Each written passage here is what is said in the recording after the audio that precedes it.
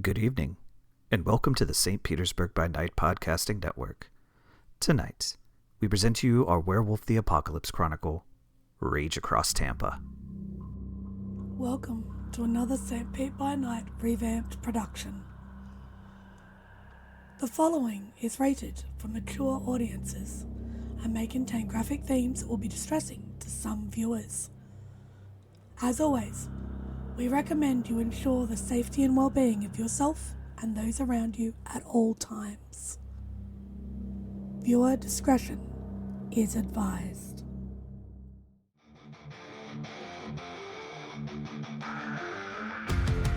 In the heart of night, we rise from shadows, calling at the moon, igniting our battles, cleansing Gaia of an endless fight, until our final days we will fight. Thanks, man, we stand united as one.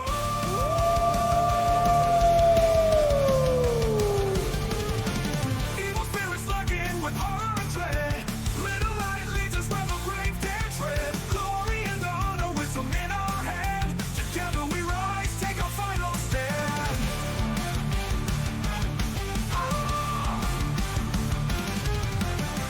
Everywhere we run, the wind is at our back. All the warring forces we will track. From the depths of the ocean to the clouds in the sky, vampires tremble as we learn to fight. Rage across Tampa, in this fight we'll stay.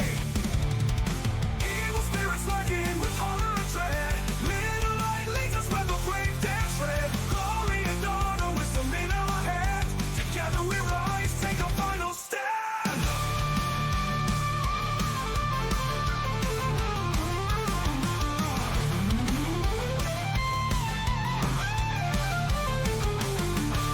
Rage across Tampa, in this fight we'll stay.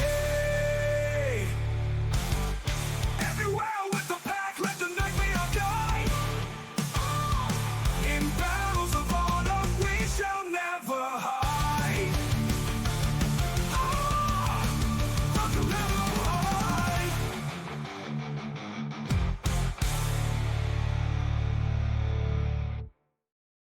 Good evening and welcome to the St. Pete by Night Entertainment Network. St. Petersburg by Night is an online World of Darkness role-playing community originated in St. Petersburg, Florida, but now reaching out to the entire world. My name is Kent, also known as Michigan on all social media, and I will be your storyteller tonight. And it's Tuesday night, and you know what that means? It's time for Rage Across Tampa, our Werewolf the Apocalypse 5th edition chronicle set in the city of Tampa Bay, Florida. And we're back after an unexpected week off due to theme park illness / madness.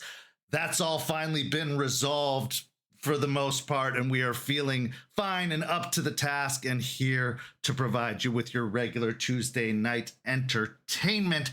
So while we're, talking about things, why don't you go follow St. Pete by Night on all of that social media you see listed down below, and come join our community by following that Discord link in the description, because we have some very, very exciting developments happening right now as we speak. But enough about that.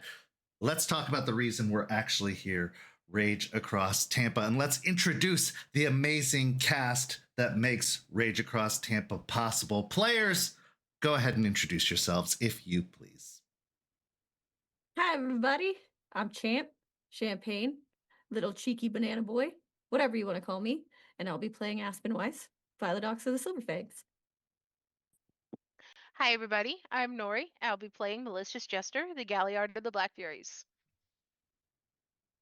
Hey everyone, my name's Preston. I play Jason Dreams-In-Decay Thorne, the Urge of the Bone Gnar. All right, players, so let's get everyone caught up on what happened just a couple of weeks ago. The pack completed their raid on Gatorland by liberating the 8 gators, or the 8 seemingly very sentient and intelligent gators from Gatorland, and returning them to She Who Shines in the Weeden Island Preserve. You also brought the unconscious guards that seem to have been in association with the leech that was fought within the swamp, and the fate of those guards was quickly determined by the howls and screams and crunching noises coming from the trees after She Who Shines and her friends retreated. Then, in the second half, we saw Jester go to Artie asking for assistance, but realizing that maybe Artie might be a little bit over his head in terms of everything that he's dealing with, so she held back a little bit. But what does this mean for their relationship in the long run? That remains to be seen. Then Jace assisted Eliza with some encroaching banes that seem to be growing closer and closer to the cairn, especially a bane of addiction that has been lingering lately around the area. And then we saw Aspen meet with Anna Pelfrey, her law partner, and the Ghost Council Galliard, to whom she laid out her plan for how she plans to take on Piney Point, at least from a legal perspective. Now we move on to our story this evening as two members of the pack convene at Jace's bar, and an introduction is incoming. So, Jester and Jace. Jester, you've been acting as emissary to the Farah, these other changing breeds that seem to be arriving in the area as of late. And so far, you have a pretty good knowledge or, connection with most of them. But there's a certain group that is somewhat new to the scene that you have yet to have a proper introduction to, those being the gang of Ratkin that have been associating with Jace as of late, and now are starting to take up a lot of residence and a lot of resources in Jace's back room at the Split Helm. But before we get to all that, the two of you meet, outside of that back room and are able to prepare yourselves for the incoming interaction. But my first question would be, what's going through your mind as you prepare for this interaction? Jester, we'll start with you. I am interested in meeting the, I guess the children of Rat, basically. As a spirit, even though he's sneaky and manipulative and likes to hoard secrets like a dragon hoards gold, I kind of like Rat, so interesting to see what his kids are like. And interested in meeting these teenagers that keep slipping in and out of the back room and stealing some of the best alcohol when we're not looking. And Jace, you've been dealing with the Ratkin for a while and actually forming more of a friendship with them, but you haven't yet introduced them to anybody. You haven't brought them to the Sept or, really made that connection as of yet. So how are you feeling going into this introduction to Jester? Mostly excited. Anytime that he gets to introduce people that are outside of the realm of the pack, he gets excited on how the interaction is going to go, whether it be good or bad. He just wants to witness what's going to happen. And with Jester being Jester, he's curious on how Skeeter's going to be and wants to see if there's going to be a kind of a sassy rebuttal going back and forth between the two of them, or if they're just going to hit it off really well. So he's just really excited to see what's going to happen next. Okay.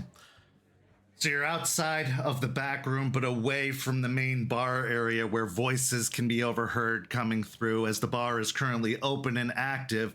Many bikers kind of scattered amongst the tables in the bar area, as well as some of the dock workers and some truck drivers that have been taking to this special that's offered for, half-price drinks to anyone with a commercial driver's license. But the scene is yours for the moment before you head into the back room. How you feeling? I'm all right. How about you? I'm dealing. Things are a bit crazy here, but not just when you'll point towards the door, also out there. Just, Yeah. When I made the special, the idea about having people come in, I didn't think it was going to take as well as it has been. Yeah, it has gained a lot of popularity. Yeah, which I guess is a good thing. This place is supposed to be somewhat remote and kind of off the beaten path, but it is what it is. I mean, we could always end the deal and, they might leave or something. We'll probably get some regulars. Have you found any interesting things out, though? Has it been worth it? The chatter's been okay. They're pretty tight-lipped here, so it's taking a little bit more to get them, and the stuff that they're giving is more of back home, the things that are going on, not so much what's on the road right now. I guess we can figure out if we can fix that. Or just leave it. I think over time, it'll start kicking in. I just think it's, as people are passing through, as we get more regulars, they'll loosen up a little bit. So, yeah, you gonna give me any sort of like warning or, info before we enter? Or are you just gonna see how things turn out and play a little social engineering there? I'll let you know that the Skeeter, he's the one that he's not necessarily in charge, but he is one. He's kind of like the voice of them. He's direct about a lot of things, but he will try and wiggle things out of you. So any deals he brings up, I recommend just saying no, unless you really want it. He's quick. Okay. So as you open the door to the back room, there's a cheer that erupts from the back room. And Jace, for the first time, you recognize that the dartboard that was originally in the main bar area has absconded and moved to the back area. This is where we find a group of 16 to 19-year-old kids, 5 of them all gathered up in a huddled group, one of them preparing to toss another dart at the dartboard. But upon seeing you, they get distracted and miss entirely, sending the dart flying into the wall up high, almost out of reach of all of you. One of them steps forward, a young man wearing a kind of a stocking cap, a tank top, and very, very loose-fitting Jinko pants that almost completely encompass their feet to the point you can't see their feet beneath the pants themselves. Jace, you know this to be Skeeter, the leader, seemingly, of the Ratkin kids, although it was referred to in a previous conversation that there is someone else that they answer to that you have not quite been introduced to yet. He gives a big smile and raises up a glass bottle, the label having been peeled off of it in a toast, before saying, Jace! Hey, buddy. Hey. Someone's gonna get that out of the wall, right? Probably. And the dartboard? Well, I mean, it's not like there's a pinball machine back here or anything, and I don't think anybody will miss it. Do you see how old they all are out there? Like, it's Ohio aesthetic out there. Okay. All right, they enjoyed dartboards there, okay? All right, rude. Okay. He'll turn back towards Jester. Skeeter. This is Jester. She's a good friend of mine. What's up, hot stuff? He does with finger gun. So she's like you. Right on. Yeah. Nice. Well, it's good to meet you. Come on in. We're just, having some fun. Guys, make some room. And he goes to the rest of the gang, who all kind of scatter into tables in the corner. I'll lean towards Jace. It's cool. Ohio is just what the kids nowadays refer to things being whack, crazy. That's valid. As someone who's from Ohio, yeah, it is a little crazy out there. Makes no damn sense kind of thing. Yeah. Got So it. Jester, can I get you a drink? Jace is buying. No thanks.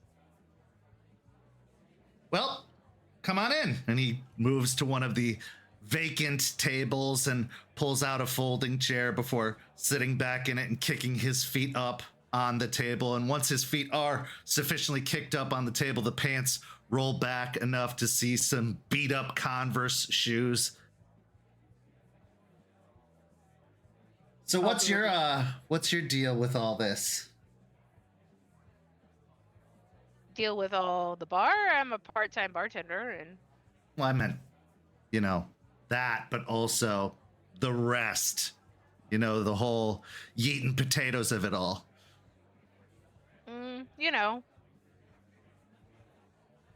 I like to tell stories and occasionally get huge and furry and rip things apart. You're And hearing bite things off stuff. deep inhalation, almost like a gasp of breath from the rest of the group as Skeeter looks over and then looks back at you. Storyteller, huh? Tell us a story. What kind of story you want to hear? I have so many. I don't know. Tell us something funny. There's not enough funny stories these days. Everything's all doom and gloom and shit's hit the fan.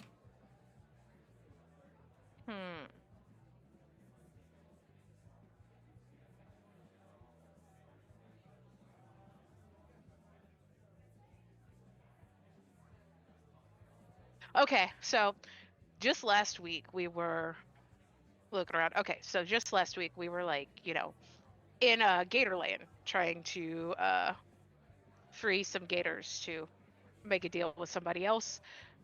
And Jace isn't exactly the most in the wilderness type. And so, he was trying to climb this wall. And I'll go into the whole story of him climbing the wall and trying to swim through the water and stuff like that. And just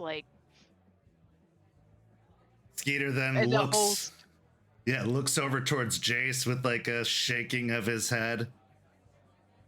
What would Dad say?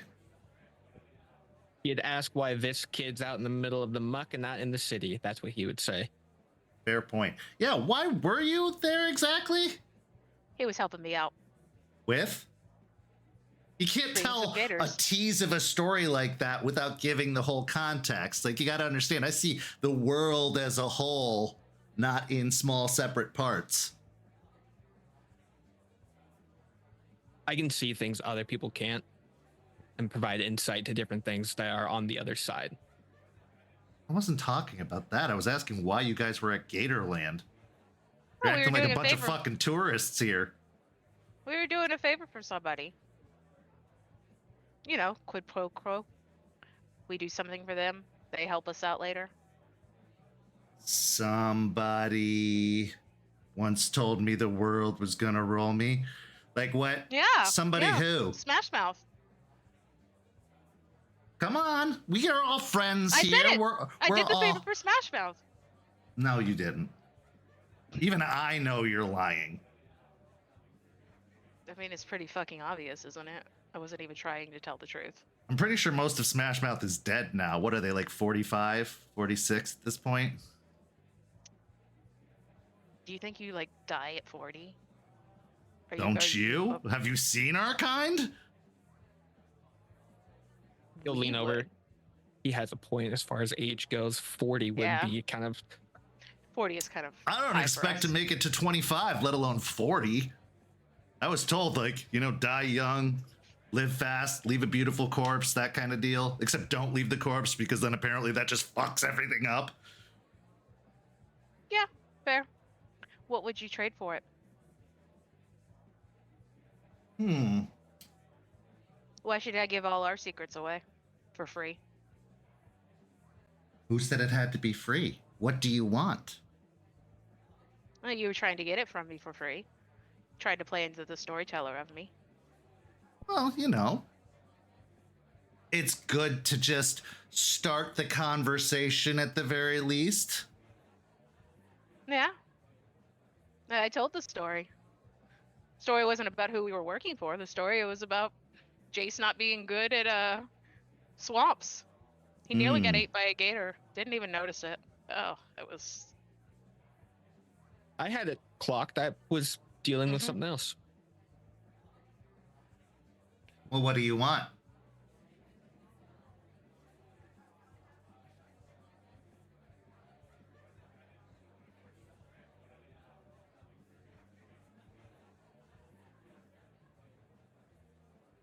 Would you want to know perhaps about the current state of a rehab facility, or perhaps, you know, how secure certain apartments are, or how or who knows where y'all are taking up residence?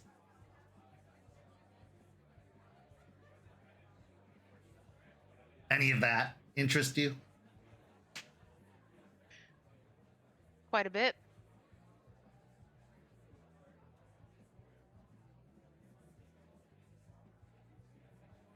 So, who are you talking to? Who are you working for? Who are you dealing with quid pro quoing?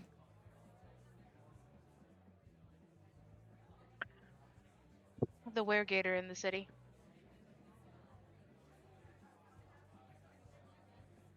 You could see the others start whispering amongst themselves. Oh. Didn't know you had such a tight relationship with them. Right or now? You know. It's taking a little while to build some bridges. Usually very reclusive. I didn't think that they would be as sociable as we are. Oh, they are not. At least they do not talk as much, so.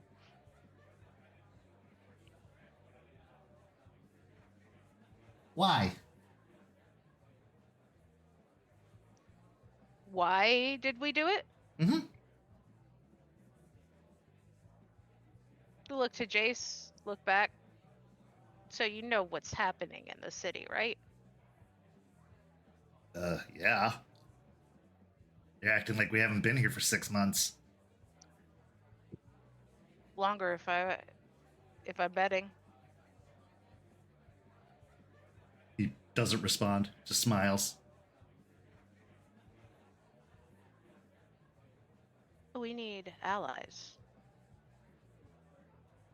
That's just the simplest explanation.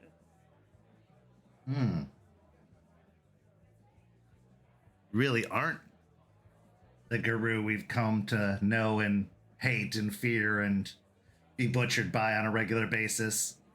Allies? Friends? Among the other Pharaoh? You? I may know the Jace. stories of my people doesn't mean I have to be like them. But isn't it important to the storytellers to carry on the traditions?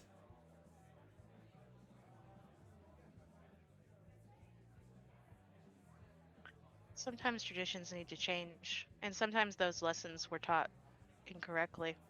I don't think we would be here now in the position we're in if we hadn't have made the same mistakes that we made previously. Too true. Too true. All right. You've answered my question. Now I'm prepared to answer one of yours.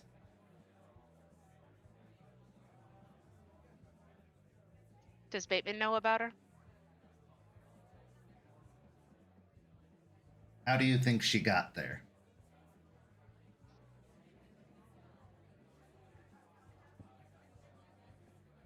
Takes Just a certain nod. type to walk into a place like that of their own free will, and if I know anything, I know that she was fucking broken.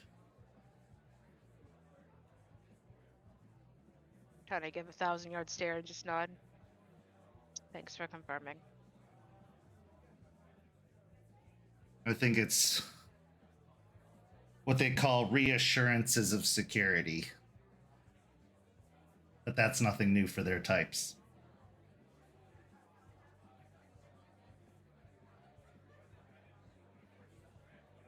That guy's got his finger in literally everything that goes on around here. Yeah. It'd be a pretty bad leech if he didn't. That's what they do, right? Attach themselves to something and just slowly suck the life out of it. Yeah. So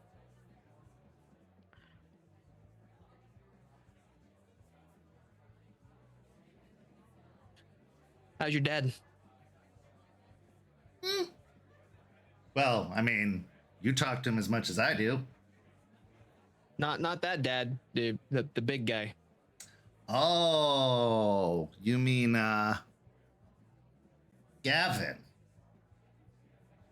Yeah. He's good. Doing what he does. He prefers to be the voice behind the voice, you know. He's definitely the old school style of our kind and very, very gun shy around you lot. I mean, makes sense given our histories. And even I'll admit, not all are like us here in this city. Well, he's pushing on disproving that rule about living to 40, which is pretty impressive, especially for our kind. But that's what we do, right? We're survivors. And he looks to Jace. Adapt and survive. Exactly. So what's the what is it that you're needing allies for? You're looking to finally take on your great white whale? Well, I guess it's a green whale, isn't it? Kind of mossy around the gills. Yeah. I think we're tired of just having to clean up after them and want to put it into it.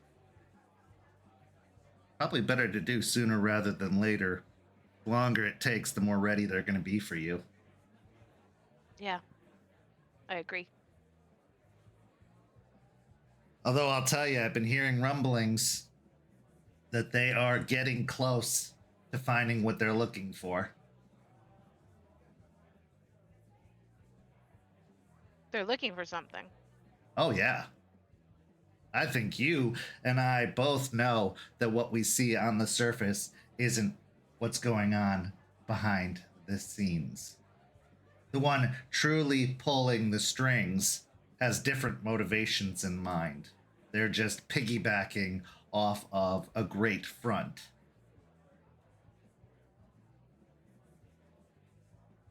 Again, some quid pro quo.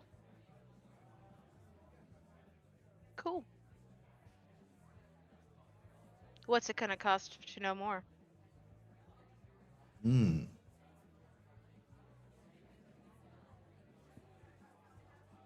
Apparently they want a pinball machine to make that happen. Oh, psh, I can get that for way cheaper. Free. Tried. I'm out free to Jace. I would like to know your birth name.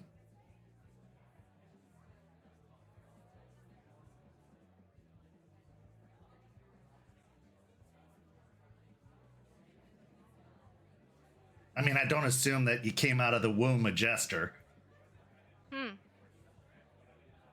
Although it is these days, and you know, how many Aidens and Aelins do you need in the world, right? Yeah. I can give you the one that was written on my birth certificate. Sure, that works. That's a birth name, isn't it? Jessica Bennett. What about a middle name? You can't just give me 2/3. Jessica Lynn Bennett. Lynn's an old lady name. Well, it was named after one of my maternal grandmother. My adopted maternal grandmother.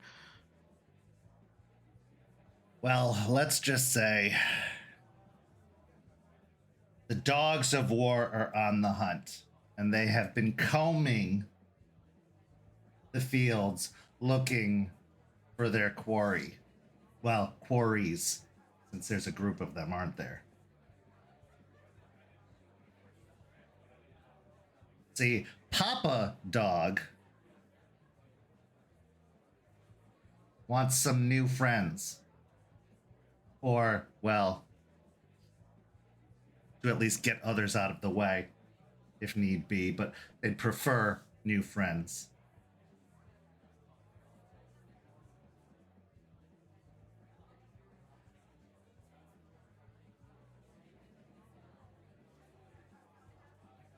What they're looking for is pretty well hidden, though. Is it? It's Florida. There's not a lot of fields in this area. We're kind of near the coast, and it's a more, urban area. It's only a matter of time, isn't it?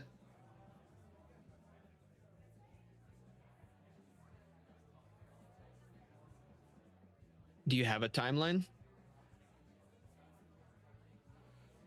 I don't know. I mean, I'm not them. I don't do what they do. I can just only tell you I've heard that there is a lot of action happening out there. The beauty of being able to split into multiple pieces is you can cover more ground.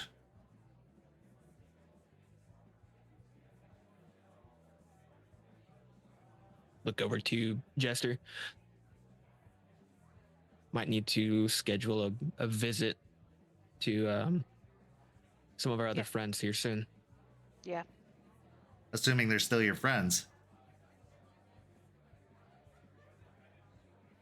Don't. Half glass, half full kind of guy. I like that. Me too. If I wouldn't, I'd probably have, gone the way of the dodo.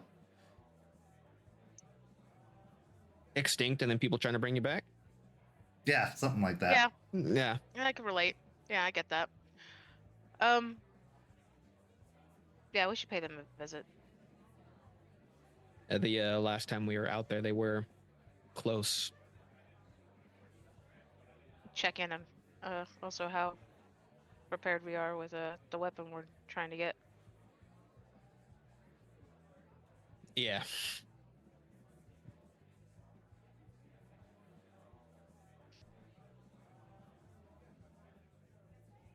Skeeter.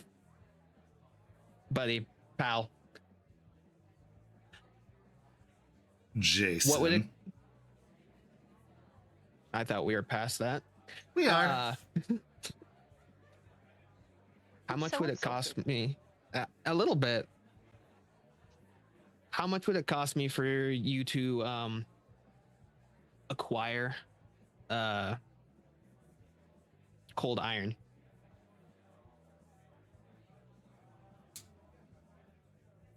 It's a pretty big ask. That's not really our business. We usually scavenge as best as we can. I can't guarantee I'd get you anything substantial. You find out where... I thought you already had a resource for that.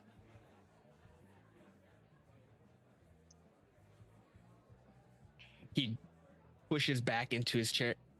Yeah, we got one. The price getting too steep? I'm not the one to ask about it. I'm wanting to search different avenues.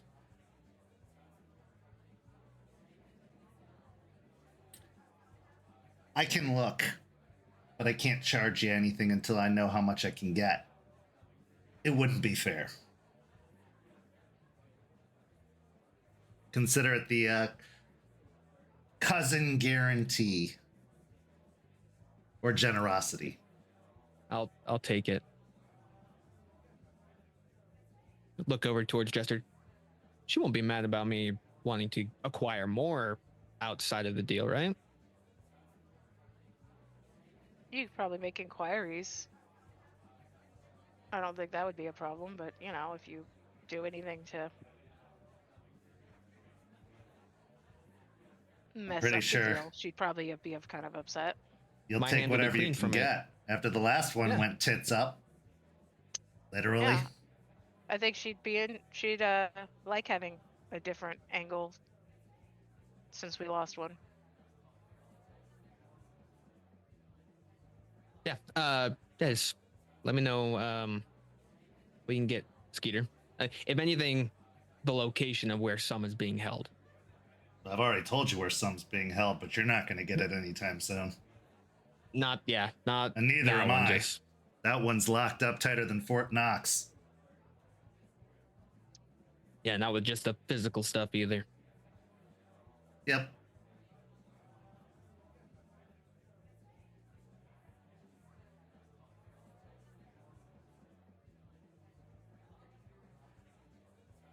The little side thing that I have you working on, though, when you get a moment, I just want to chat with you about that. You don't trust your good friend Jessica here? I look towards her.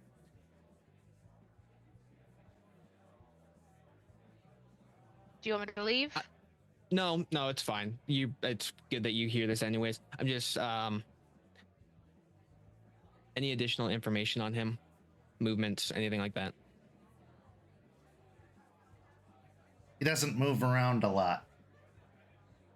We try to keep track as best as possible, but night provides certain advantages to their kind, obviously. But if he's leaving the building, it's not on ground level.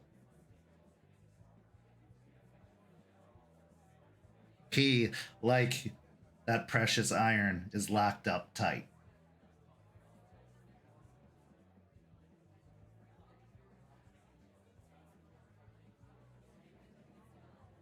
You'd think he'd get a little bit more cocky with the boundaries being redrawn, but no, not that one. I think he's waiting to see what you'll do.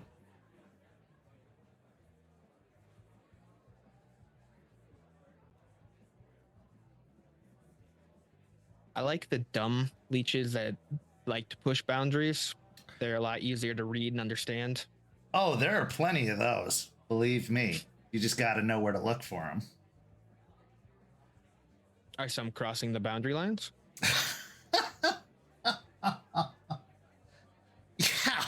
Yeah, they are.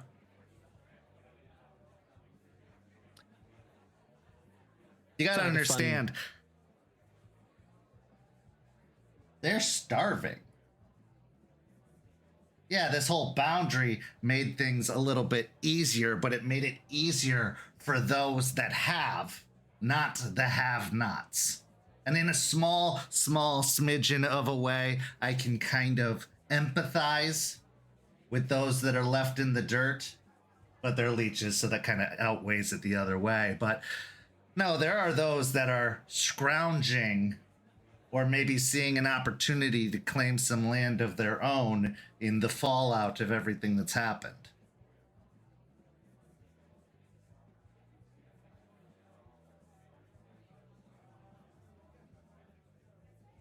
In fact, word is that some of them are even considering turning tail or changing sides. Not to your side. No, they'll never do that, but... I was going to say they can't. What side is there? Well, I guess you'd call it the haves and the have-nots, wouldn't you? Those that are up high in their crystal palaces, they're the haves. And then there's the street level, the have-nots, those that want to climb an unclimbable ladder.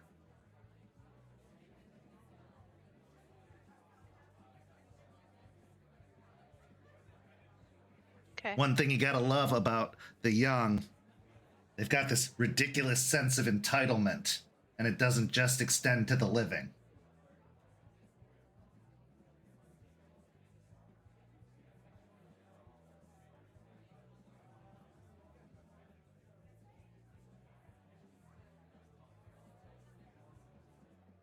Jace sits back a little bit, just there's the wheels in his head are just going. Has he been to the apartments any time recently? I know you say he doesn't come out, but No.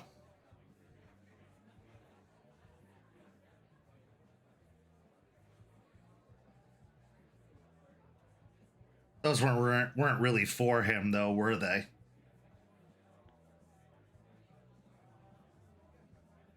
Were the things that they were for still here? I don't think so. I think they got what they needed and moved on. Okay. But I can't say for sure. They are very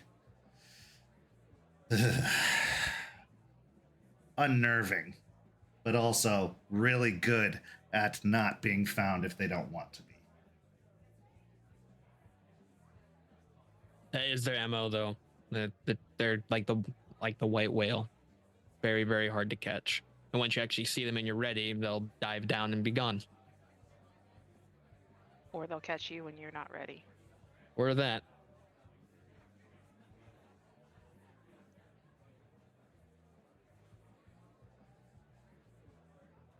I'll pull out my phone, and just order a whole bunch of pizza. To have it at the bar, or have it sent to the bar. I think I've earned my pinball machine, haven't you, Jace?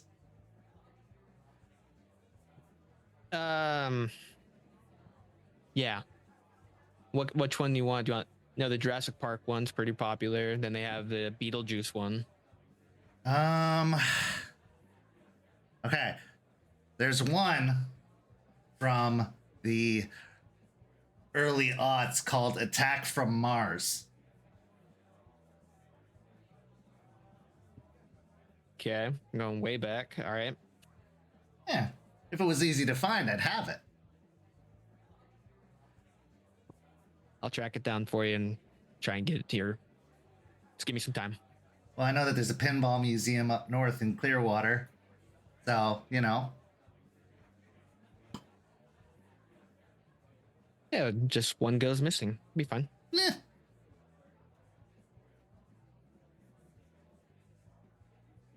Didn't get too much trouble for that. No, not at all. You know, breaking into Only a museum caught. and stealing a very They large... call it a museum. It's not actually a museum. It's more like a bar or arcade. But, you know, because they have a bunch of old pinball machines, they can dub it a museum. See, Jester, that's where you come in. You come with, and we'll be good to go. J&J back on it. Sure. I'll help you steal a pinball machine. That sounds like fun.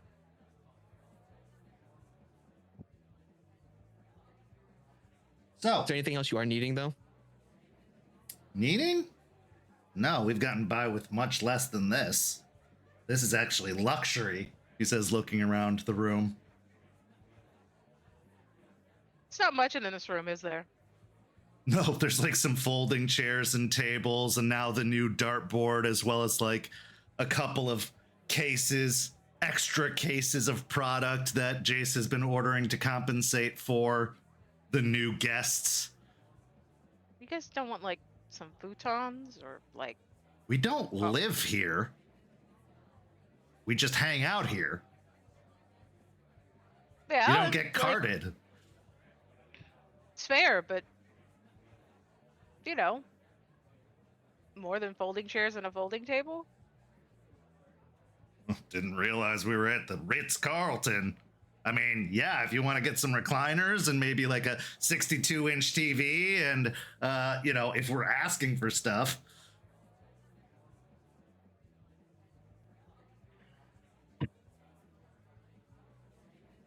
You get these different things, the more information that you keep kicking over here, we'll make this place the Ritz-Carlton.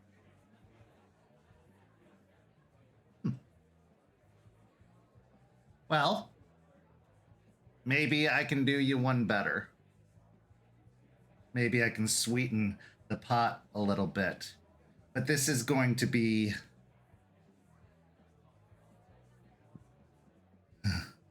particularly juicy for you.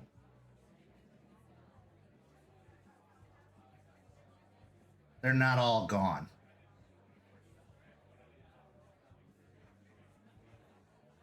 You won't be able to who? find them, but they're not all gone.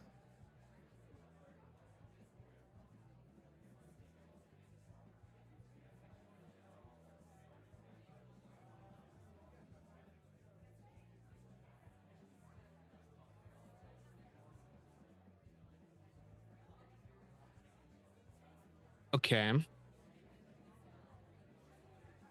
And how did you come by this information? Little bit of deduction. Why slaughter everything when you can keep something in reserve?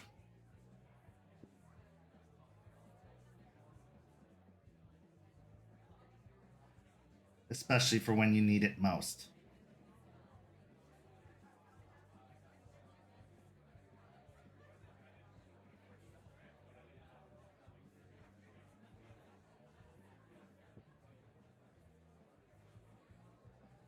Start tapping his finger and his foot.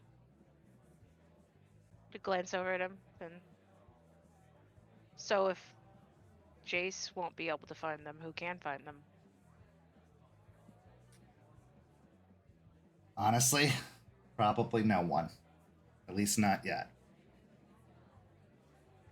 To attempt it would be folly. You'd just be joining them, if you're lucky.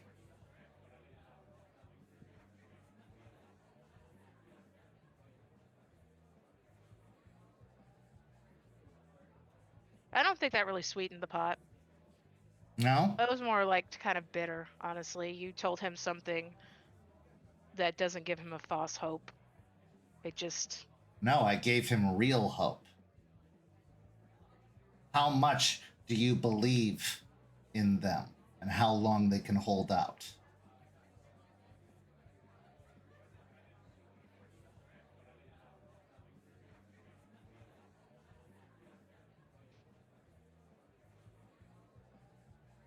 I'll be back. I'm gonna get up and go get the pizza.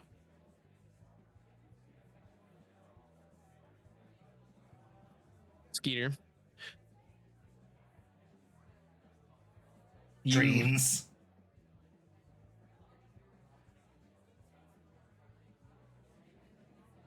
You find out where they're at, or give me a brief location.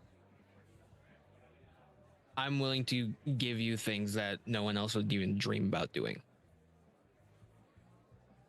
That's a big ask, Jace, even for me. I can hear I know. the heartbeats. I can sense the tremors of the earth. But to go there, to find them, I'm not even sure I could escape that. And I've done some pretty slippery things. I'm not saying no.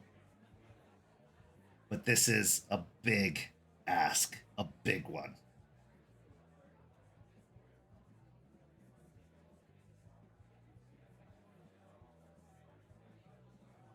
Possibly impossible.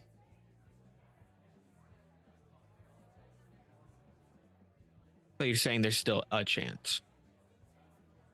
There's always a chance. Nothing's impossible completely, but it can come really fucking close.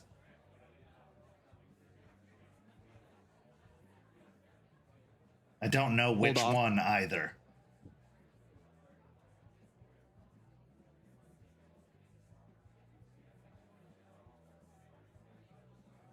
A lot of blood was spilled that day, and a lot of heartbeats went quiet, but not all of them. That's all I know.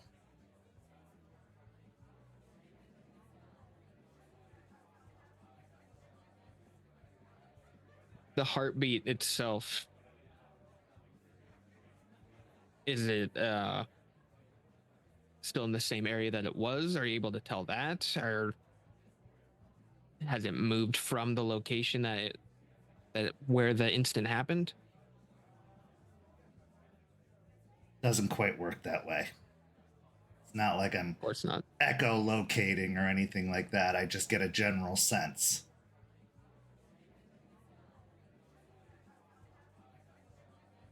right, well, I don't want you to put yourself in danger for it.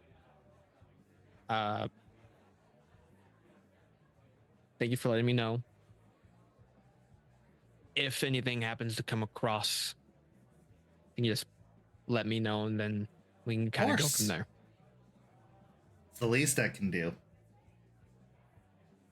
But I thought you should know. Because while there is a possibility of hope that comes along with it, don't forget that that hope can be used against you. Whatever you find, if you find it, might not be what it was.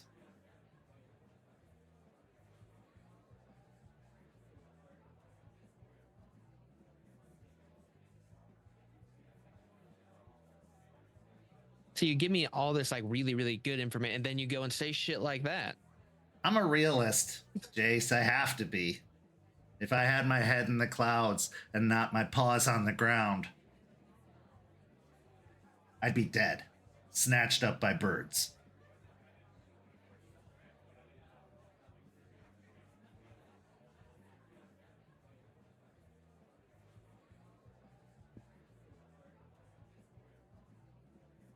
But you don't know which one. Just they're worse. Okay.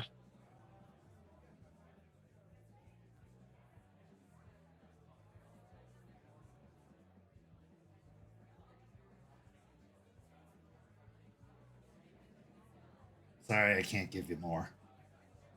No, it's fine. Just he'll look back towards the door, then like thinking about that go bag, like just tapping his finger.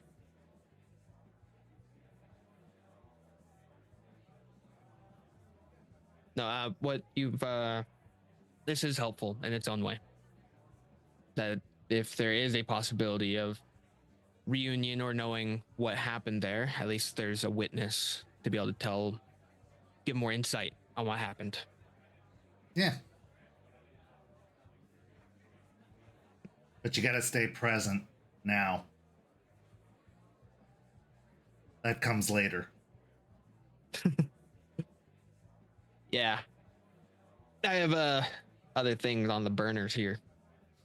I'll say. Yeah. That as far as a means of transportation, he'll look towards the other members. Do you all just like scooter around, or do you guys have like a vehicle or something? Vehicles are big and clunky, not easy to hide. And it's not as big of a city as you might think. If you know the way to go, you can find a more direct route than roads will take you. One of the things I like about this place is that everything's interconnected in some shape or form. Yeah, they even number a bunch of them. It's like... reminds me of New York. Never been. For a rat like you.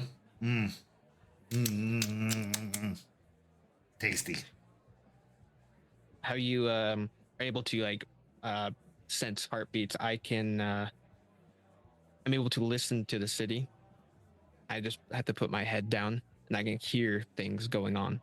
Yeah, and so I'm it's thinking similar. New York. Yeah. New York, I feel like would be very loud. Oh, yeah. For sure. Takes some practice to really tune out a lot of the noise, but once you're there long enough, it becomes second nature. Maybe one of these days I'll make my way up. Yeah, if nothing to visit. There's actually a group of you in Central Park, believe it or not. Okay. Yeah, I could see it. I'll walk back in carrying about 10 boxes of pizza. Several of the others leap up as the pizza enters, but the one that charges towards the front is a more rotund young boy with a bit of a scruff around his chin who pushes his way through and comes up, and you see his nose twitch as he's sniffing the pizza, and he gives like a sheepish look as he grabs one of the boxes and scurries off. Oh, I look to Skater. He was born a rat, wasn't he? See, you're catching on already. What's the term for that for you guys? Oh, you know terms. I can't say I've learned them all, but usually, oh, let's see. Usually they're called rodents. Okay. Well, here you go. Drop it off at the table. Drop the rest of them off at the table. As thanks. You know. Quid pro quo. Well, we appreciate it. The food here is great, but you can't beat a pizza. He kicks his feet off the table and reaches towards one of the boxes and slides it over, flipping it open. You know, to look towards Jester, a pizza joint towards the middle of the city wouldn't be a bad idea. Are you thinking about expanding? Just gonna have a network of, hole in the wall places that people like to come to? It's not a bad idea. No. There's a bunch of pizza places and oh, I see what you're doing. Okay. Yeah. Got it.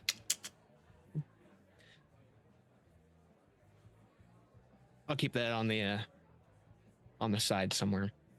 Think about it. Well, if there's nothing further, we're going to take our pizza to go. We've got to go check in with the boss man, give him the updates on everything.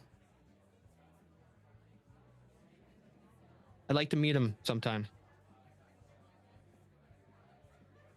You keep being good to us, and I'll see if I can make that happen. But like I said, he's much, much more reclusive than the rest. On his own terms. Yeah. He closes the box of pizza and with a slice hanging out of his mouth, stands up.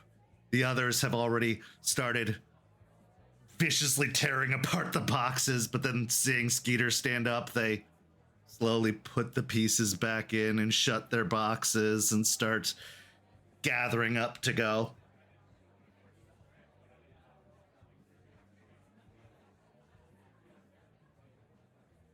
You guys have where are you guys heading out to? Pizza doesn't Curiosity. pay for that. Okay.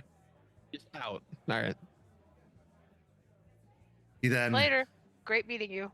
gives a wave and the small band move towards the back exit, the door pushing open and then closing behind them, leaving the two of you behind. So that was them. Yeah, they're adorable. They have their moments. How are you feeling? Was That was good big up until news. it was good till about the end.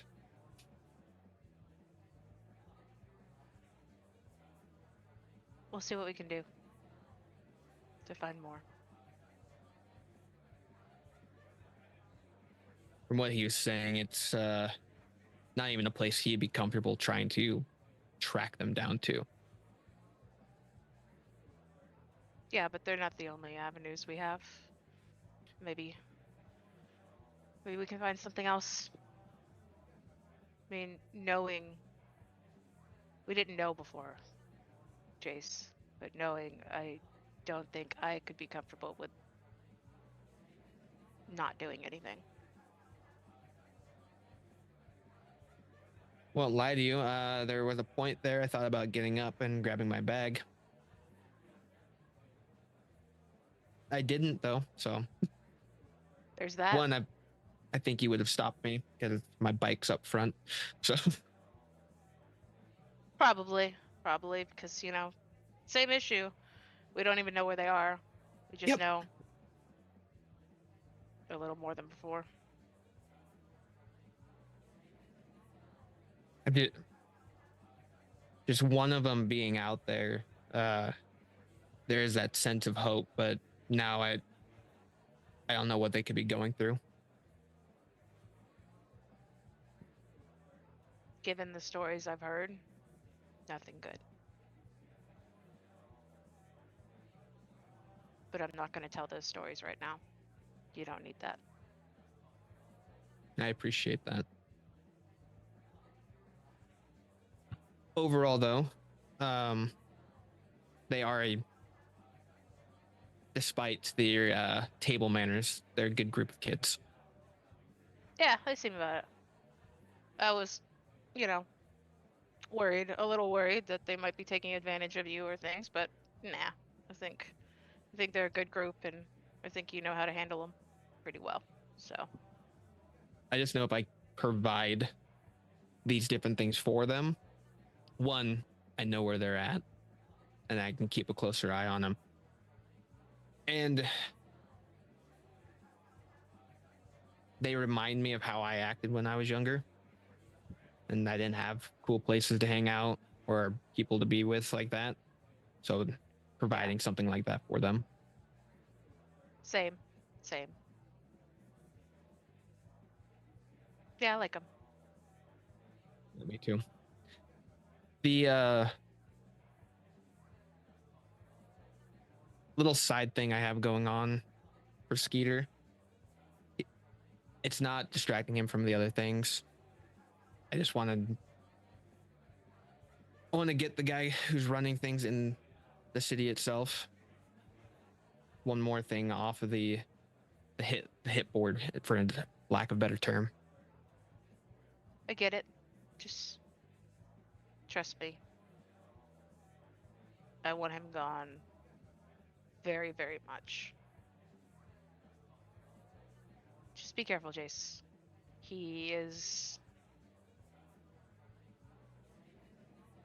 He's got the political power, and he's very well versed in wielding it and manipulating things.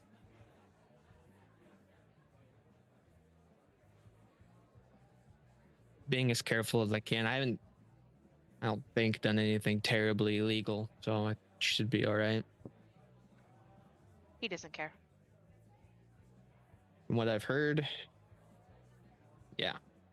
Just try to stay under his radar as much as you can.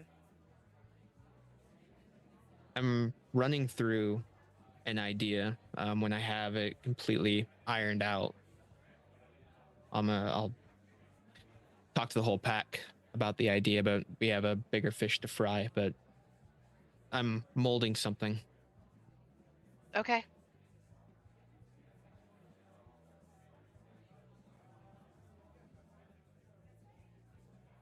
But thank you for coming and meeting them, though. Of course. Thanks for introducing me. Anytime. So as the two of you spend a little bit more time together, the conversation drifting between topics, this is where we transition to our next scene. Aspen, you have been looking to reconnect with your mentor, Matthias Morningkill, to get an update, maybe get some questions answered. So you head to the luxury hotel where dignitaries and business people of high regard go to stay, a place that Matthias has been taking a semi-permanent residence in, it seems, as of late. So as you arrive at the hotel and take the long elevator ride to the top penthouse, what's going through your mind as you prepare to meet with your mentor? Well, there's a lot going on, and when there's things that Aspen can't access and things that she needs help with, that he's the first person she goes to. He fixes her problems, which helps a lot in this climate, and she's always nervous, anxious, but also a little bit excited to talk to him, because he always at least eases her mind slightly, but she also doesn't want to ever take advantage of him because she respects him so much. But it's hard to not think Matthias will solve my problems. So as you arrive at the top floor, the elevator doors dinging. You find the small carpeted hallway before the doorway that leads to the apartment. Go ahead and roll a wits and awareness as you approach the door. Rage 1, I assume? Rage 1. That is a 2. Enough. As you near the doorway, you actually hear two voices speaking inside. One of them, obviously, to be the voice of Matthias, but another one is a female voice. One that you don't recognize, you've never heard before in any context. It's too hard to make out what they're saying as it is muffled through the doorway, but there is definitely another person present in the room.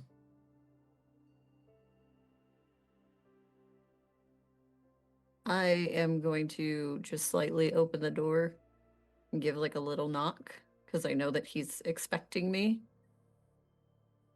As you slowly open the door, what you find is the same sitting area by the window, the two chairs and the small cafe table. Matthias is seated in one, and in the other, you find a woman possibly in her mid-20s. She has a tan complexion and very dark, almost brownish raven-colored hair. But in the hair, there are turquoise beads along a particular strand of hair. She is wearing a khaki kind of button-up shirt that is unbuttoned and actually tied at the bottom, holding it together over a midriff tank top and some jeans that go down to some pretty high boots that go up to about mid-calf. As you enter, Matthias looks up with a warm smile, and the woman looks over in your direction, and you can tell from the small crinkles at the corner of her eyes and her mouth that she has a very jovial demeanor about her, that she's constantly smiling or laughing in one degree or another. Matthias says, Aspen, excellent timing as usual. He stands up from his seat and makes his way over to greet you. I hope I'm not interrupting anything. No, not at all. I was actually having some introductions with an unexpected guest. Aspen, let me introduce you to Suni. She is one of ours from Arizona. Someone from the nation who is looking to learn a bit about what's going on here. Oh, wonderful to meet you. She'll reach out her hand for a handshake. She stands up, and as she extends her hand out, you see also some turquoise beaded bracelet around her wrist. As she gives you a nice firm handshake, you can tell by her hands that they're a little bit weathered in the palms, and you can see that the sun has definitely been strong on her skin over the years. But she gives you a brilliant smile, just the brightest, widest, most genuine smile you've seen. And she makes eye contact with you, her eyes brown with a small golden rim to them, and she says, "It's a pleasure. I'm sorry, I didn't mean to infringe on your meeting, and I'll get out of your way." Oh, not at all. It's actually wonderful that there's others here stopping by and checking in. If you want to have more of a formal introduction and conversation, I'm open to that, and I'll pull out my cell phone to like pull up my number. "That'd be lovely," she says as she also pulls out a cell phone, and the two of you exchange numbers. She sends a text with a winky smiley face to give you her number. "I won't take up too much of your time, but it's lovely to meet you, Aspen, and Mr. Morningkill, thank you for the greeting and the welcome. Very much appreciated." She reaches down and grabs a bag that has some fringe, some tassels hanging off of it that she pulls over her shoulder, and she gives you another beautiful smile before she heads towards the doorway and out. I smile until the door closes and then turn to Matthias, less smile, but like more inquisitive. What's all that about? Your guess is as good as mine. She just showed up, introduced herself, as is the custom, and we got to chatting. Apparently, she is in from Arizona, as she says, and she's heard some of the rumblings about this place and wanted to learn more. I can't say I'm surprised. Over time, as these things progress, it's more likely to draw attention, and whether they're looking for something to make an example of or possibly be inspired by remains to be seen. Fair enough. I mean, it's only fair to assume that there's eyes on us with everything going on here and the changes we hope to make in the future. I can't say it's a bad thing, but with everything happening right now, it's anxiety inducing. Well, I can assure you there's nothing to be anxious of. I don't smell the worm on her at all. In fact, she is, as far as I can tell, one of ours. My guess is one of the Silent Striders. Oh, okay. I meant anxiety inducing with the eyes and hopefully not, well, fucking it up. You're doing a good job, Aspen. There's really nothing to be concerned with. Just keep focused on what you're doing. You do your job, and I'll do mine. I'm still sending out inquiries to other septs, looking for any information or possibly resources, but responses are few and far between. It doesn't surprise me someone from Arizona would have caught wind. He then She seems lovely. pulls out the chair that she was sitting in for you before heading over to a coffee and tea set that is arranged on a small table nearby. Would you like some coffee or tea? Coffee, please. Yes.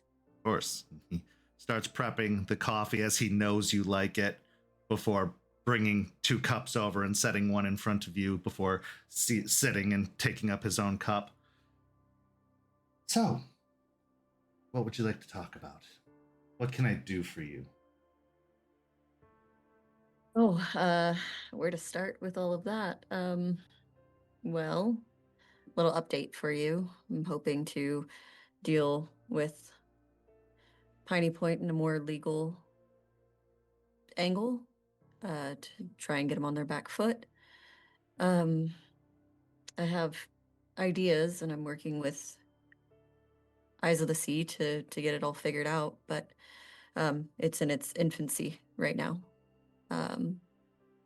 That's kind of a little bit of what I wanted to talk to you about. Of course. Well, from the sounds of it, you've got the best help possible in that particular field, and attacks from multiple fronts are always more successful than a single action. I agree, and I think, I don't know, we've waited long enough, and I fear if we wait much longer, we're going to, well, not succeed. Understandable. These are rather dire circumstances, and the best thing to do first would be to stop their production, cease the spread, keep it to this location only. At least then we have more control of it, whereas if it starts to pop up elsewhere, it won't really matter what's done in Piney Point. The damage will have been done. Exactly, and keeping it all there means that when we find a way to get rid of it all, it won't crop back up after just a bit, and it becomes a cycle. Yes, yes. Well, what can I answer for you? How can I help? It's, I need a few favors. I know I ask you for so much, but, just maybe a couple of more. Please, Aspen, you know that my resources are at your disposal. Okay. With this whole legal side of things, my idea is to get a petition out there, with harm to the environment and getting all of that, getting signatures and all of those things, while also getting them caught up in legal proceedings with false hazardous waste. And with all of that, I know that there's going to be eyes. It's going to bring up media, and news is going to want to get their hands on that. And I was hoping to kind of stop that in its tracks by getting something of our own to have them out there first. Someone we Control the can trust. narrative. Correct. I see. Did you have something particular in mind?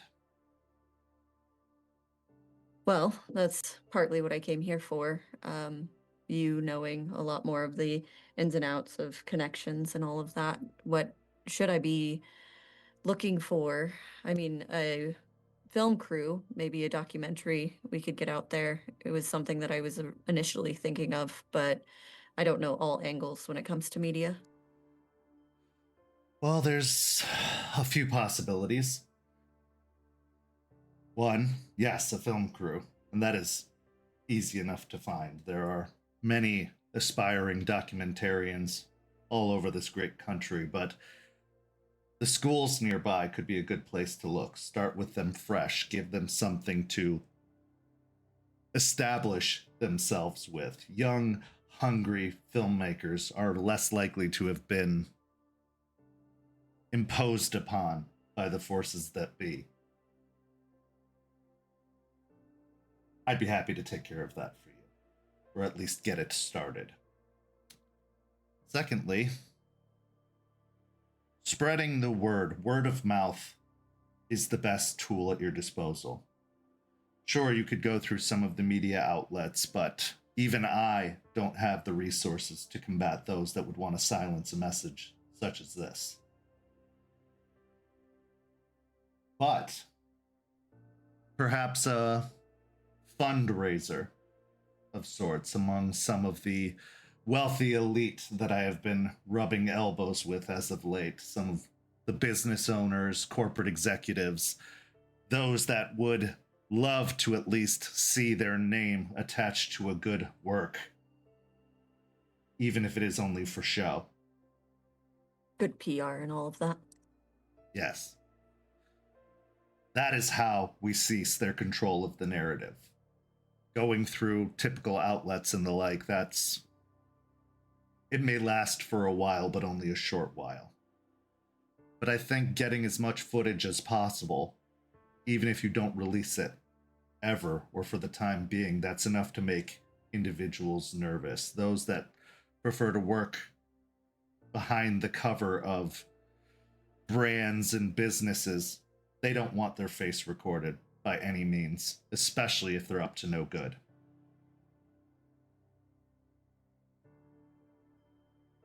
Okay, I could work on maybe getting people together, or we could work on getting people together, get some information out there, maybe get some signatures from people of higher station.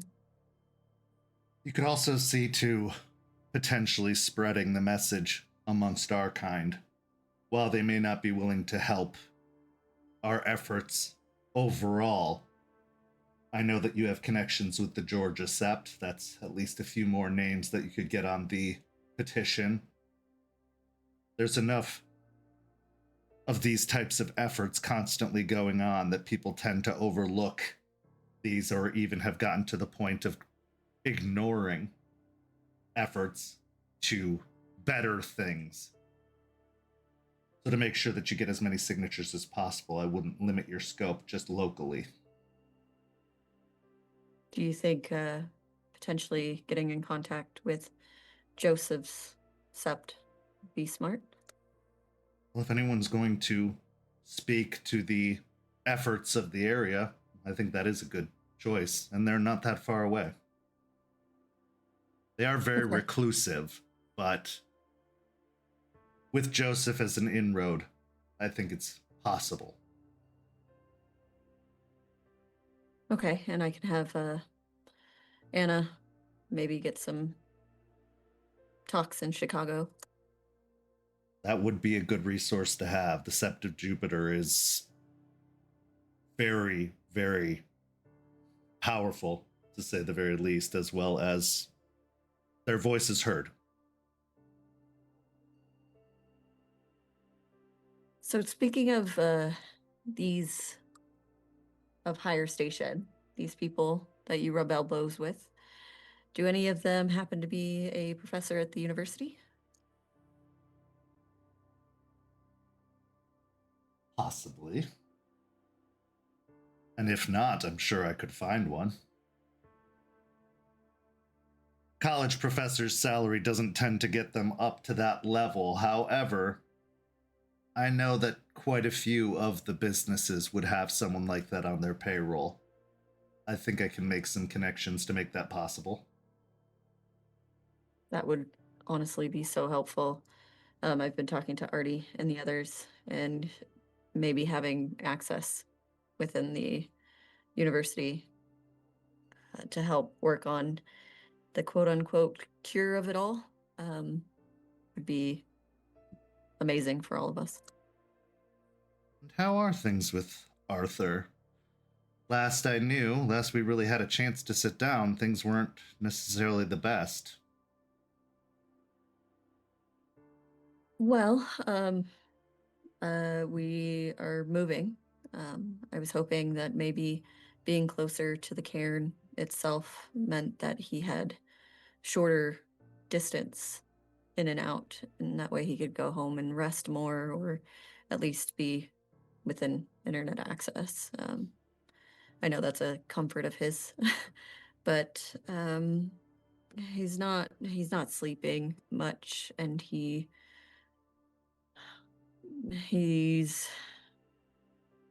using a lot of caffeine pills, and just he's working himself really hard, which we all are, but it is becoming concerning. It is a very stressful time for everyone involved.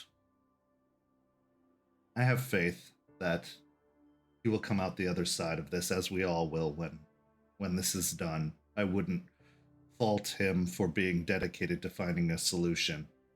Don't judge him too critically, is what I mean. But if you are concerned, you should talk to him about it. Yeah, I want to. I just don't want him to feel like he's being pushed too far or being judged. There's a strange line to walk, right? Support versus concern. Well, and also, pack leader versus partner. That as well.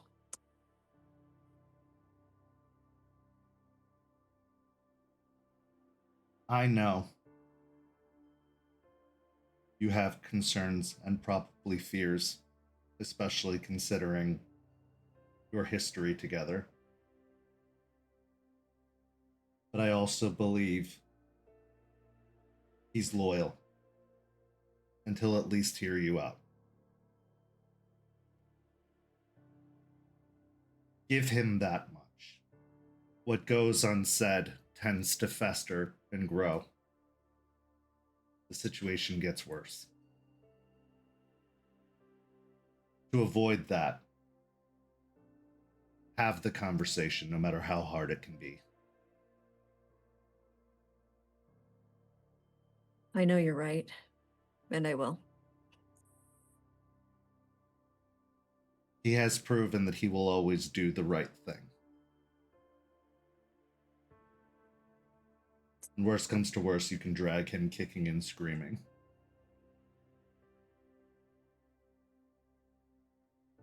It's true. That's what I love about him, is always trying to do better than the day before and be better for everyone else. So tell me about the Farah.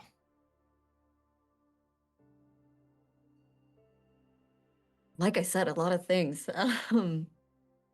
Well, they just keep popping up, apparently.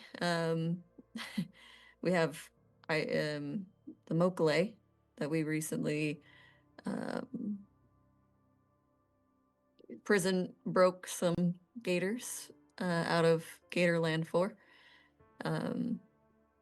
But the situation has gone from tentative to a working relationship, so I think that's a benefit. Good. If nothing else, it's better to keep things as calm as possible.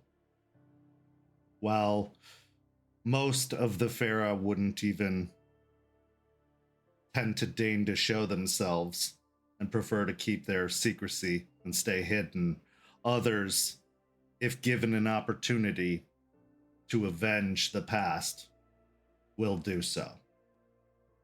So if you can satisfy or at least quell their desire for revenge, it's better than nothing.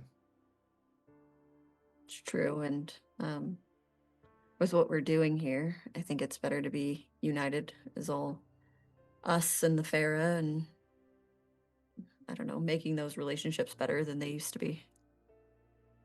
Indeed.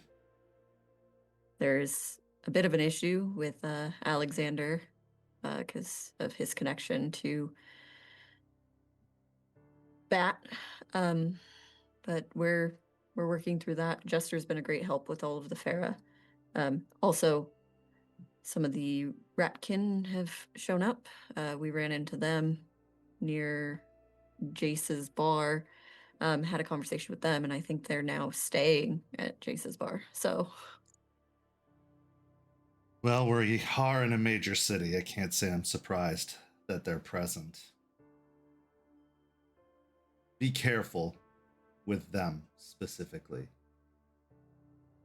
They are resourceful. They can have their uses, but they are, as advertised, rats. In all connotations. I'm not surprised that all of the fair that have been showing up don't have their own agendas in some way or another. So I've been trying to keep an eye, but I trust Jace and Jester to keep what they don't need to know away from them. Good. You have a capable group with you. I only wish I could provide you greater numbers to assist, but I am trying constantly. We will make them hear us, and we will make them understand. It's just going to take a while. They are often set in their ways. Traditions mean a great deal, and we are certainly questioning a great deal of those traditions. I'm hoping that seeing our strength through all of this with Piney Point and everything that we've got going on here will bring people our direction, will show that what we're doing is good and that we're not just a bunch of loose pups with ideas of grandeur. But that's all the more reason why we have to succeed on this. Well, you're showing them. You were given something broken, something meant to mock your efforts, and you've turned it into something capable. You are proving them wrong with your actions and your efforts. Don't get dissuaded. Stay the course. And again, don't worry about anything outside of this place. That's my job. That's my reason for being here, is to be the go-between. I just put you through all the work, I guess. Hardly. I find myself sitting around, often wondering that I could be doing more. It's good to have a task. Well, you know, we always need help at the cairn. You could meet Alexander. I'm not that desperate. Well, I prefer my cairns in more structured locations. you like the view from here better? High up? There is something to be said for getting a bird's eye view on what goes Very on. Falcon. Very Falcon of you. Is there anything else I can be helping with? Yes, I actually did have one more question. It's kind of a two-part question with the same goal. It'll make sense in a second. With the farms and the land that has kind of been disturbed as of recent, it does cause concern for the people around. I was wondering if there was any way we could maybe buy up property that's been destroyed. Maybe give people their dues when they've got nothing left to gain from the land, while also keeping other people out in case it becomes problematic. It's possible, but buying up a great deal of property would draw a great deal of attention as well. I think that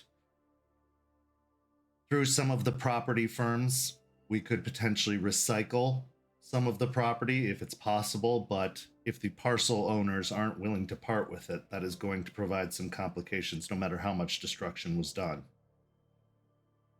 But I will open negotiations. I have some means to which I can reach out to those parcel owners and possibly even take possession of some of the property that has gone to the city if the occupants are no longer there to claim it. Okay, and that brings me to my second part, that you might like a little less. I have a plan when it comes to Bateman. They're not my main focus, but I know that inevitably it's not going to be, it's not going to end well between us and them. And It rarely does. Right. And right now it's in our benefit to get iron and to deal with this situation without them at our backs. But when it inevitably comes to that, I want to be prepared. I want to be prepared for what I can do. And I was wondering, and she'll slide the list that Bateman gave him of places not to go.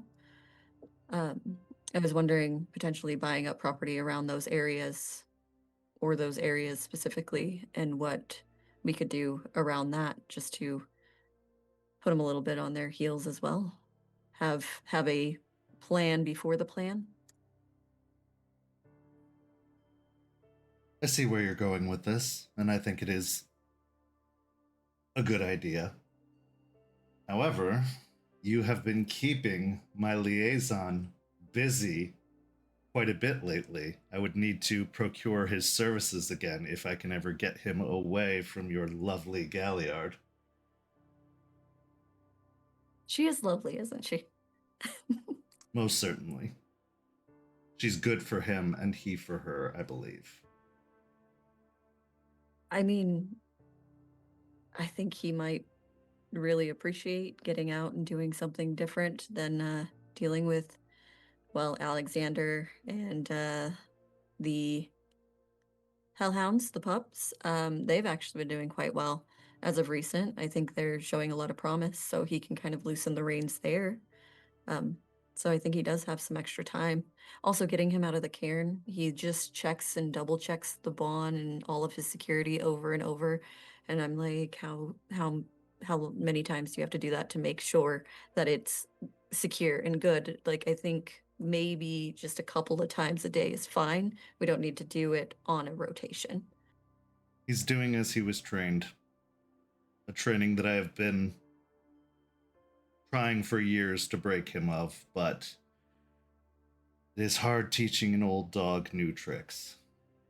I believe it's the adage. He's not that old. What he lacks in years, he makes up for in experience. No, you are right. He does act like an old man. I agree. I've tried to show him that there's more than just the fight, but that is a very difficult lesson to learn. Though it does seem like he is spreading his wings. I think we've learned a lot from him, but I think he's learned a lot from us too. And he's still treating you well. Oh, absolutely. He takes all of my jabs with a grain of salt, so I appreciate him greatly.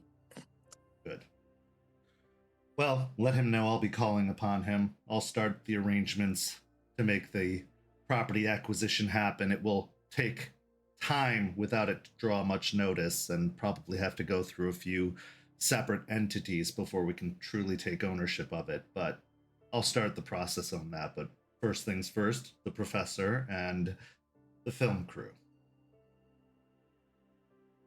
Absolutely. Thank you, Matthias. You're always, well, you're priceless to me. I hope I can stay that way. As the two of you finish up your coffee and he leads you to the door, saying your goodbyes, you head to the elevator and you take the elevator down to the ground floor. As you're heading out to go climb into Regina to take the ride home, roll me a wits and awareness.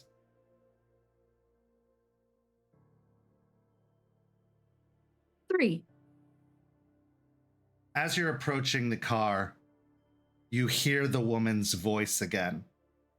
The one from upstairs, Suni, talking with another individual, a man with a very deep and almost gruff, kind of guttural tone to his speech.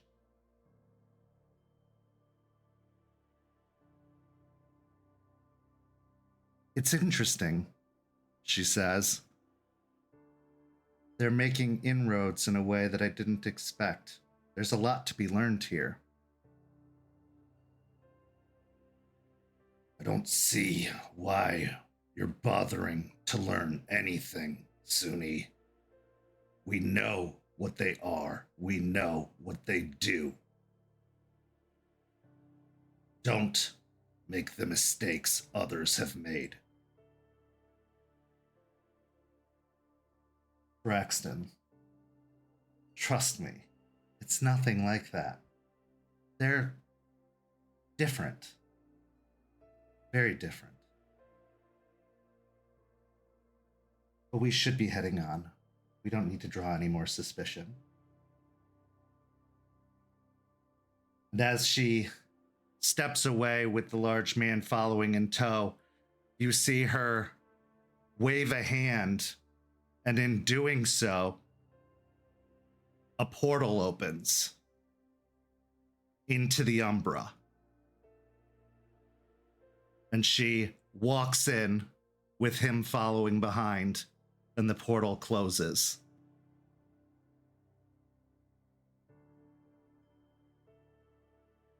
What's going through your mind after this interaction and the conversation with Matthias?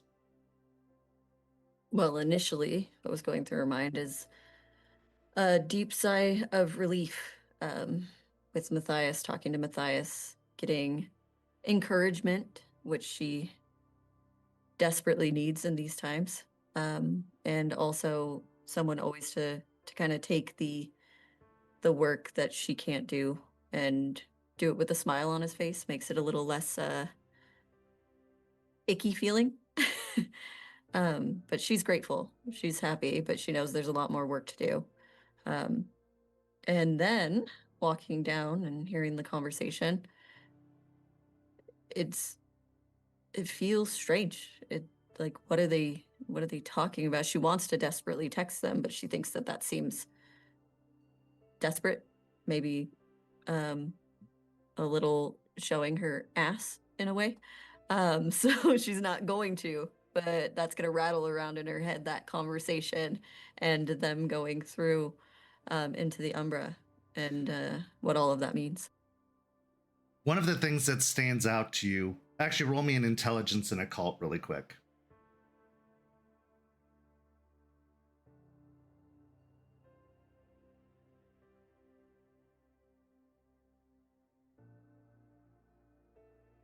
Three.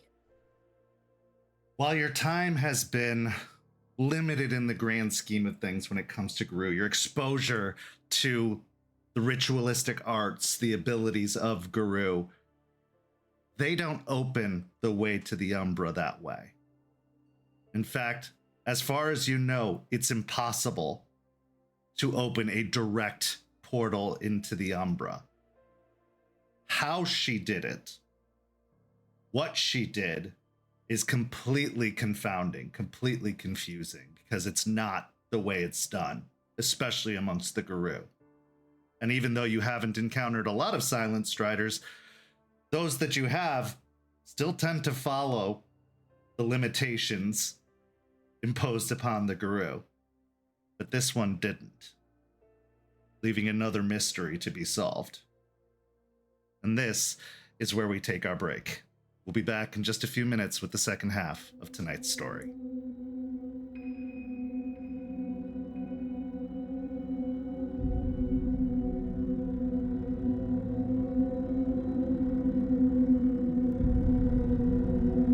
St. Petersburg by Night is brought to you through collaborations with our partnered vendors: Chromatic Creations, Panshi Artista, Ember Fox Dice, Devlin the Bard, Champs Tramps, and Howlin' Hop Tea. Links to our partnered vendors, as well as our Twitch and YouTube channels, can be found on our website, stpbynight.com. You can follow St. Pete by Night on all socials with the hashtag St. Pete by Night. If you wish to support our program, you can do so at coffee.com/St. Pete by Night to help keep the stories rolling.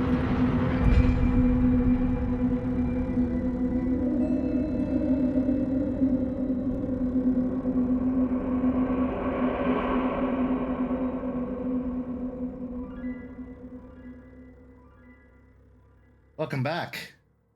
In the second half, we find ourselves at a warehouse that is being used as a gun range. There are several paper targets hanging down the range. Some of them have been pulled forward with various bullet holes not quite hitting the mark around the target, whereas there is a second target where all of the bullets seem to have hit the mark on the table. Charles and Jace stand as they often have many, many times in this range, with Charles watching judgmentally over Jace as he squeezes off a few rounds downrange, getting less frustrated than he used to, as more of them are at least hitting the paper than they were before. But as you fire off another round, Charles looks down the range and then nods his head appreciatively. Good. Progress is being made, and if you can hit a target that size, you should be able to hit most large creatures. Not even so much that, it's when they freaking move out of the way. It's just rude at that point. Like, I kind of see, like, during like the old war, like they'd stand there. I get it. That whole moving around stuff's annoying. Well, if you can hit them when they're still repeatedly, then we can move to moving targets. At the gator place, all over the place, just moving, and they just stay still. That would be ideal, wouldn't it? But it would make our job far too easy. Yeah, well, I know that you enjoy the challenge, so the faster they move, the harder it is for you. Like, look at your piece of paper. Your hole's like this. I got a loosey-goosey over here like this. I'm hitting all over the edges and stuff. Don't be too hard on yourself. I had a lot of practice from a very early age. Yeah. Your very sad childhood. I wouldn't call it sad. Different, certainly, but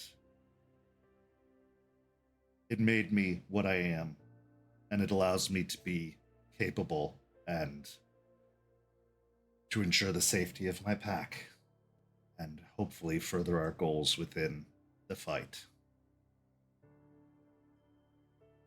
I will say, I do feel safer when I'm with you. I feel like that if you and I walked around anywhere and I mouthed off to someone, you'll get my back more just out of principle. Like, you might give me some, like, reprimand after the fact. But I feel like I can go, like, talk to anyone and then talk the wildest shit, and they try anything.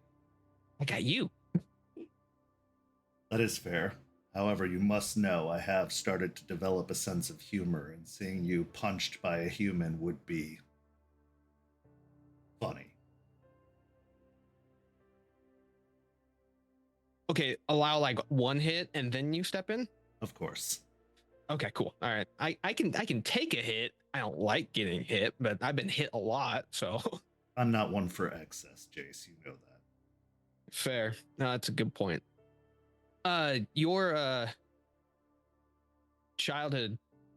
Now this is gonna be weird. Did you get hit a lot too, and like having to do like the training and stuff? Like, when was the first time like you remember getting punched square in the face? Well, fortunately, that didn't start until I was maybe 9 years old. Mostly it was training before then, and eventually, when it seemed more appropriate, the actual training began. I'm assuming you trained with other children. It wasn't like an adult coming over and just like, all right, stand there, and just punched you. That was at 10. Oh, you worked up to it. A big jump, but you worked up to it. It was a very intense process, but it has saved my life many times.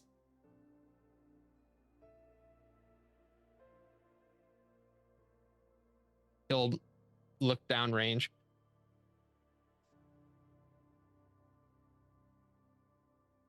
As far as he'll look down to his gun. I've noticed that when it's one thing if they're moving. When I'm moving, I have the hardest time shooting. But when I'm stationary and I am fixated on one target, I find that's easy for me to actually like hit that one. Is there a way to capitalize on that, or is that just something that I'm just kind of stuck with? There are methods that could prove more useful in a stationary position. For instance, a sniper's position can be very useful to those on the ground, as you can see further and more, but you are out of harm's way, and it allows you to stay stationary at least for a while. However, you must be prepared to move, for once they spot your position, their goal will be to remove you. I like most of what you said. I'm out of harm's way. I can see things. The sniper, that's the big one, right? That's like big bullet, big gun kind of thing. It tends to be, but even a handgun can be useful in those circumstances, depending on the size of the building. What you're talking about is the high-powered sniper rifles, and those are usually for great distances, 5, 6, even 1,000 yards. That's a long way. I don't think I can hit anything that far out. You're getting better.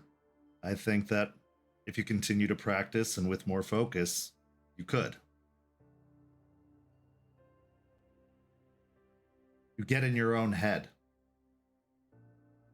You need to take that breath in and hold it.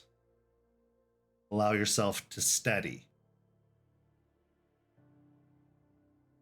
Your breath becomes more shallow when you're preparing to fire, as if you are desperately clawing for each breath. This causes your hand to shake, your focus to shift. Good, even breathing leading up to the moment of fire, slowing your heart rate, narrowing your focus, but making sure there's enough oxygen reaching your brain.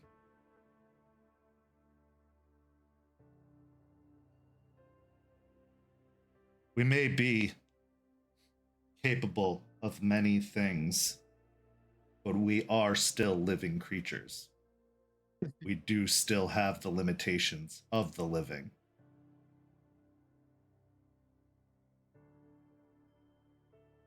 Yeah, some of the creatures we fight don't need that. They do not. That's what makes them especially dangerous.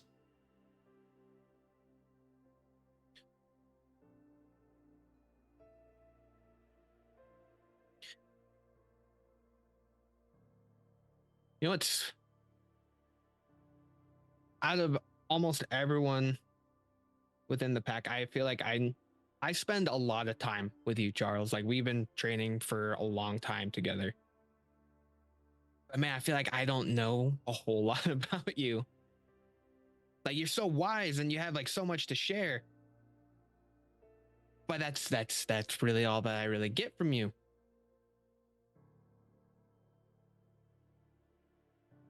What else do you need?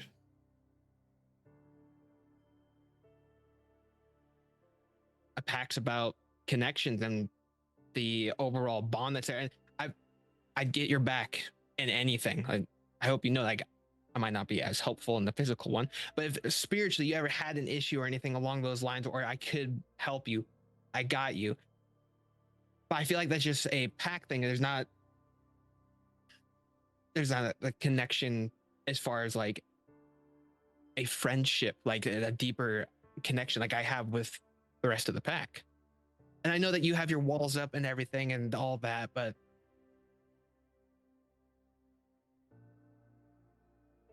Jester has taught me a great deal about letting those walls down, but it is a process. It's not something that I'm used to. I was taught the importance of the pack bond, but I also had to learn that this is a life of loss and sacrifice. Often it is on our own terms, if we're lucky, but sometimes it's not. And more than one guru has fallen to the grips of Hirano or Hoglosk because they were not able to maintain their composure, because they were not able to distance themselves from that sacrifice, from that loss.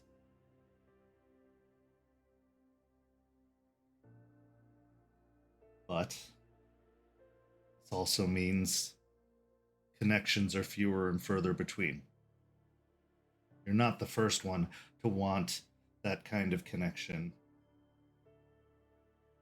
And before, I wouldn't have even considered it. Possibly more for my sake than yours. But those were the old ways. That's what I was taught. I was taught that because there was a belief I would lead. If you have to lead a great many guru, the odds of loss and sacrifice increase. But we have to look to the distance, as the Falcon does. We have to see the wide and grand scope. But it's a lonely existence.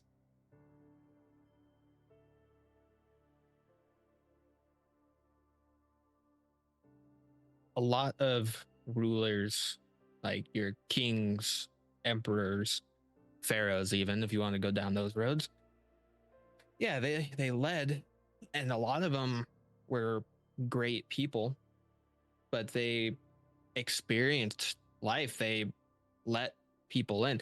Now, don't look at some of them because they let people get too close and got stabbed in the back. I'm not talking about those people. Your people aren't going to stab you in the back. But you can be a great leader and still have those deep connections with people. My grandfather is a cautionary tale, Jace, of letting too much in, of taking too much of that burden upon yourself. He is a shadow of the man he once was. He lost too much. He cared too greatly. It has infringed upon his ability to lead, and thus the nation as a whole suffers for it.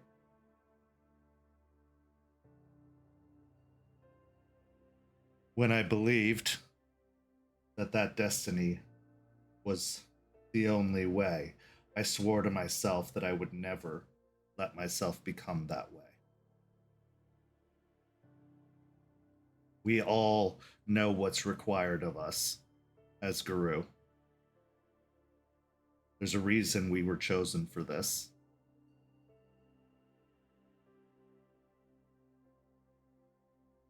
So we have to go into these situations knowing each fight may be our last. And if not ours, the fight of another. But that doesn't mean we stop fighting.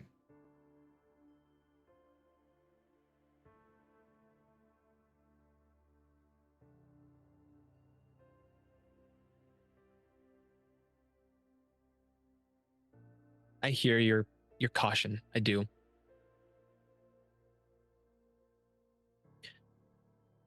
All right. He'll look to his pistol, reload it. You said Jester's been helping you break down some walls. You didn't get to play a whole lot of games, I'm assuming, as a kid? Depends on what you define as games, but... Not to see who can take the hardest hit or climb the wall the fastest while being shot at kind of stuff. I mean, a get to know you kind of game. Very well. I'll humor right. you. So, you're probably going to beat me at this. First, so I will ask a question. And there can be, we'll allow follow-up just because curiosity for me. But I'll ask a question. If I make the shot, you must answer truthfully, and that will go back and forth. So you'll answer truthfully when I make a shot. Absolutely. Well, this should be easy enough. I figured you'd enjoy this. It's something you're good at. It's something I'm learning. I get to learn stuff. We both win. But I want to put a little bit extra on top of it. We'll do first to 7. If I win, if I beat you, I want to watch you sing karaoke with Jester.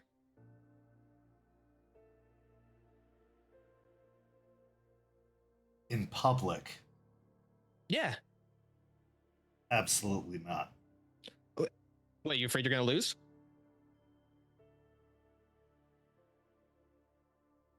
I never lose. Yeah. So there's nothing to lose, right? Like, it probably won't happen.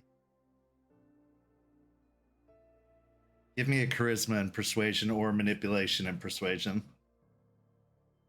Raid 1? Yeah.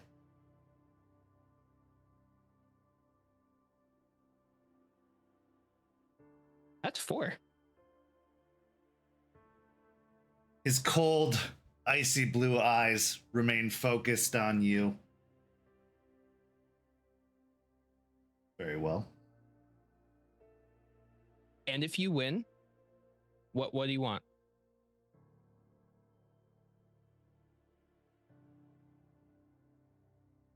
I want more than a promise.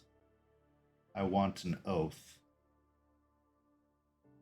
that you are not going to try and go to Michigan. That you are not going to go running after what you've lost.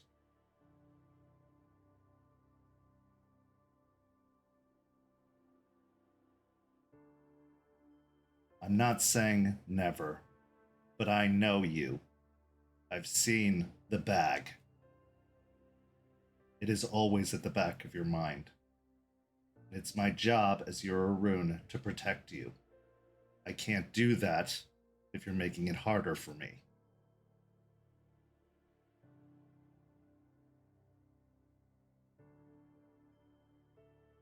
You have a deal. He nods.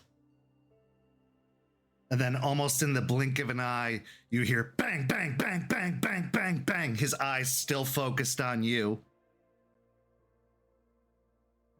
And then he sets the gun down. The target comes whirring forward. All 7 shots directly in the chest.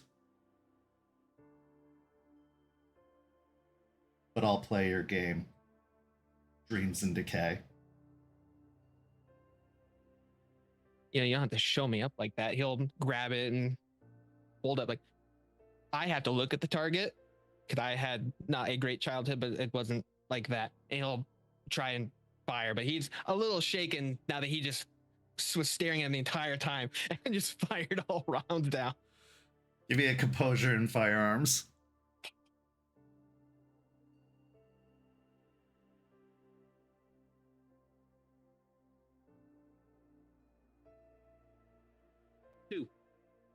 Okay. This one hits the outline of the target. It's not in any vital location. It's not in, anywhere that would be a kill shot by any means, but it does hit the target. Maybe grazes the arm.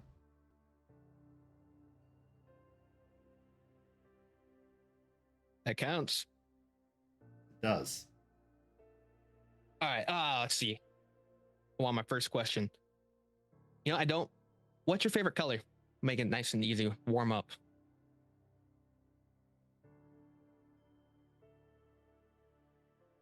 Blue. Like the color of the sky. But on a clear day. With the sun shining and very few clouds. So most of the weather here in the summer. There is an appeal to it, yes. Okay. You hit all 7 of yours, so whatever your first question is.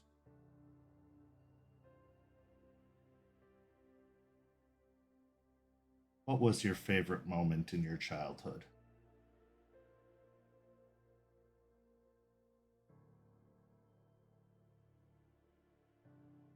Going between all the different homes, I'd take something from each one, but it'd be something small, something they wouldn't actually know was missing. He'll reach into his pocket and he'll pull out a little marble. There's a thimble, and then there's like a rock. These 3 are some of my favorites. The marble, it's like a deep green, almost emerald. It's got a big old crack in it. This one I got from my second home. One of the kids there taught me how to play marbles, but I got caught sneaking out, so they sent me to a different home, but I kept this one. He'll pull out the thimble. This one, old lady, but she didn't really have a whole lot of money, so I don't know how she had a household of 4 people. But she taught me kind of how to sew really bad. Like, her hands were very shaky, but fond memory. And he'll pull out the rock. It's a little piece of granite. The driveway to this house, this was actually the last house that I was at.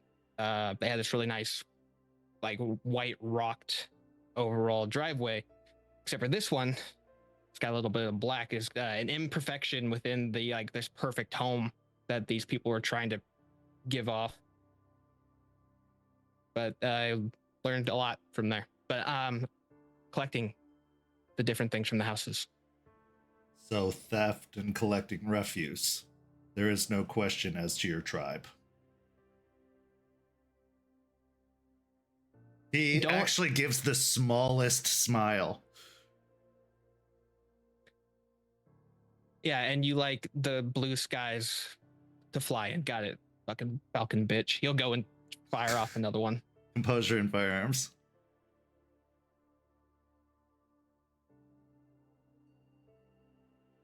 One. This time it misses the outline of the target, just hitting the paper still, but not hitting any of the target itself.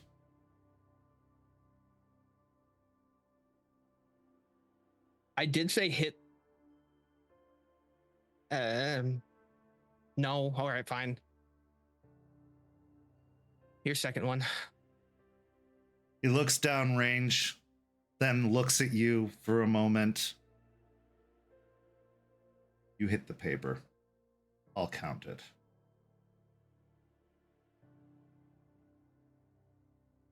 As your little bit teacher, old. I believe I can alter the rules as I see fit. I'm not gonna question it. Okay.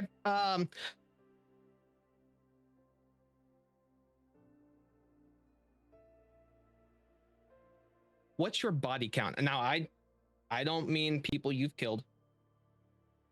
I do mean people that you've been intimate with. Because I feel like your body count one that's going to be stupid high. So I needed to clarify.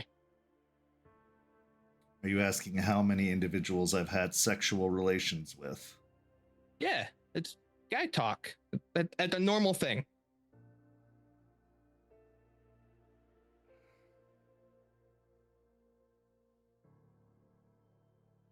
Present company included, 3.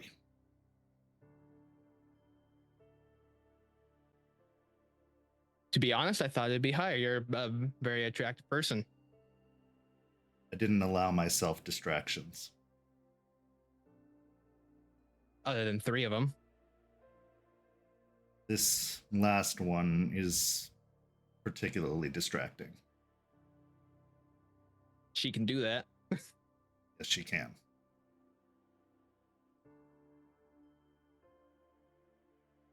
I have so many other questions, but those... Go ahead.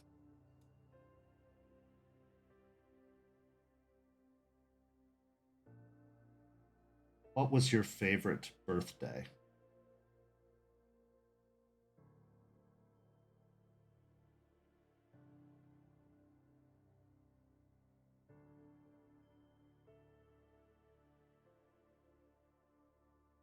Probably when I turned my 21st.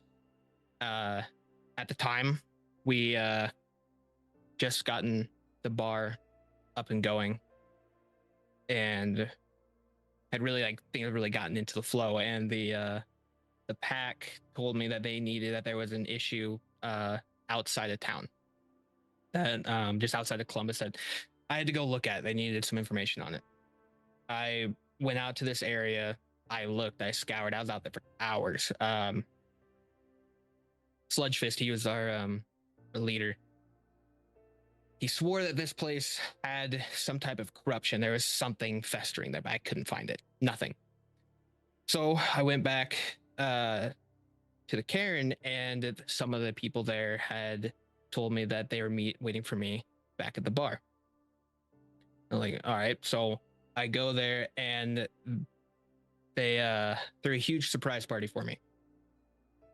There were people from the cairn there. There were people from the soup kitchen that were there.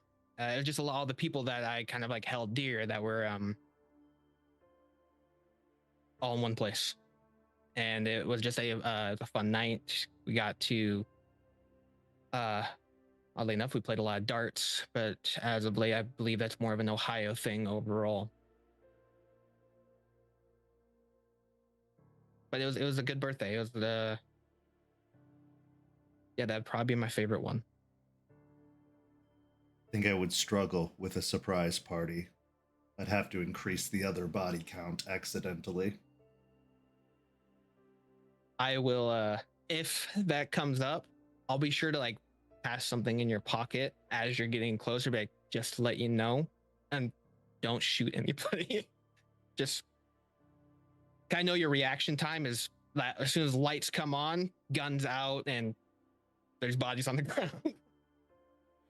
Luckily, I've attuned my senses to be able to tell who is within a room, at least from outside the door, but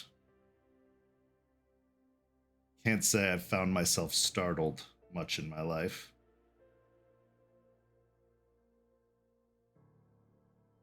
Very well. It's your shot. Okay.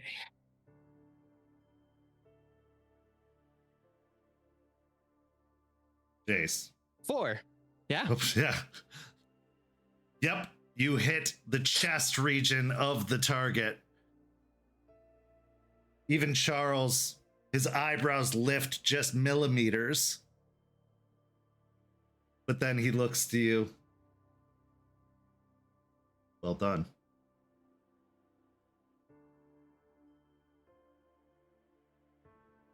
I'm just shocked that it was that good.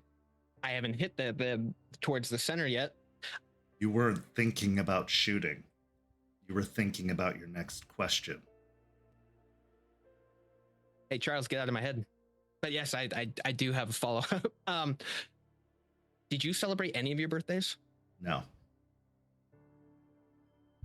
Like none. Like the entire time it came up, nothing. I don't even know the day, Jace.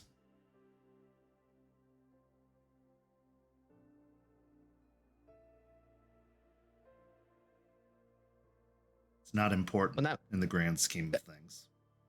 The fuck it isn't. You have all the people that you care about in one place. You get cake, ice cream, pie, whatever you want. And you get to like do basically whatever you want because it's your birthday and no one can be mad at you. There's a whole song about like crying on your birthday because it's yours and it doesn't matter. You can do whatever you want. Age is but a number. Yeah, but the amount of celebrations that you have in one life is also a number that matters a lot. We celebrate our victories. Those are earned. Survival for a rotation of the Earth around the sun. That's not an accomplishment.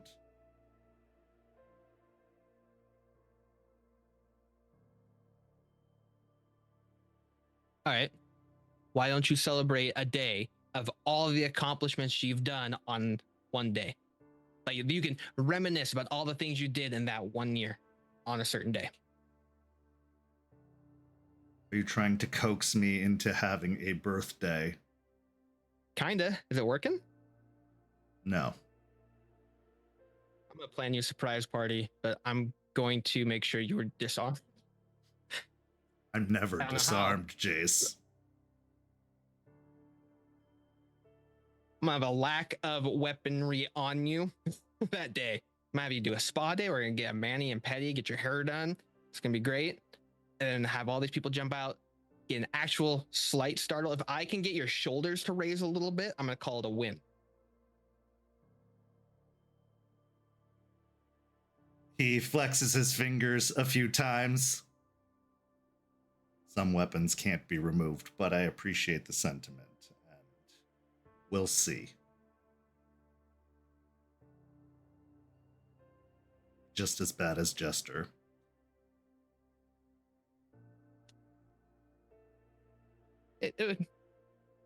Yeah, but I feel like she's a little bit more. I feel like she could be really sassy about the question. Like, no, you will tell me what's going on. Where I'll beat around the bush a little bit. My turn. It is.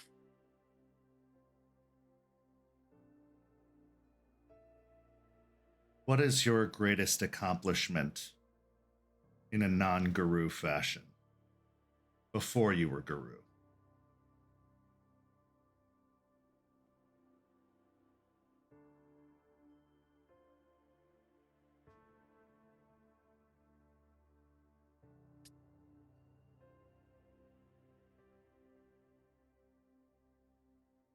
I wouldn't really call it an accomplishment. It's more of something that needed to be done. Actually, it was on my 18th birthday.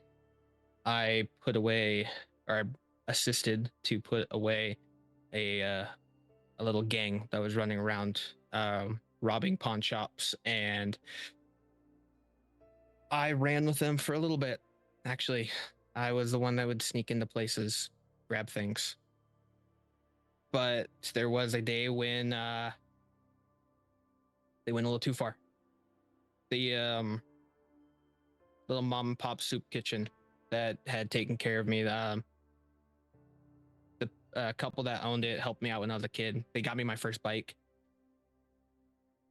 They went in and they held up the place guns out, started shooting, shouting.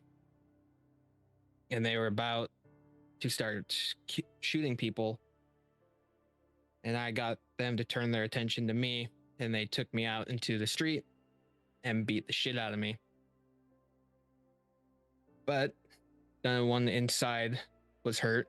They dislocated my knee that night, but a few days afterwards, went to the police and told them everything that had been going on.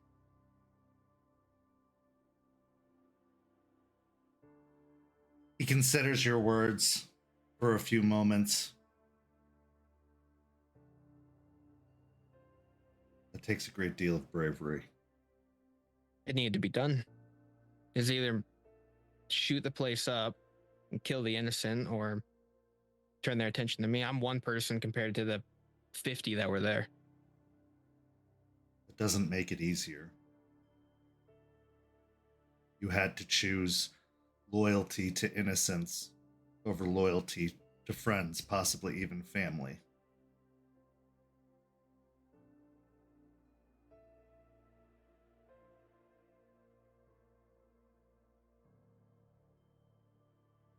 Life's full of hard choices. It is. You made the right choice. There are certain things that we do that follow us. You know this. Certain choices we can't take back. Those require sacrifice. Yeah.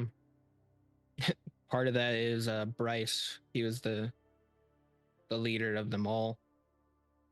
He swore that I will pay for what I've done. So, but little does he know that what I am now, and I have a big scary Charles who can rip his head off. So, I would. I will always defend those that make the right choice.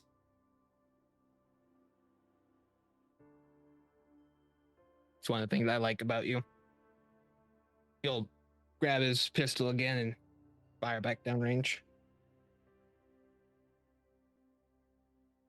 Another 2. Again, skimming the target, but hitting the outline versus outside of it.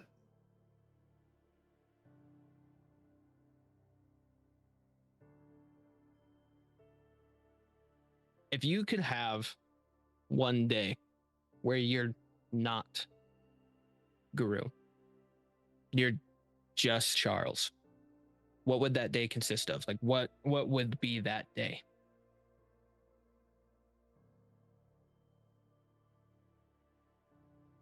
I won't think about a hypothetical I can't have. That makes this fight that much harder.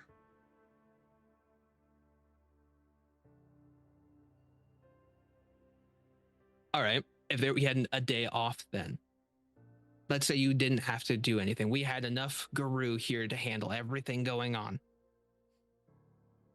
Aspen straight up tells you, Charles, you have the day off. Go do something that isn't this. What is it?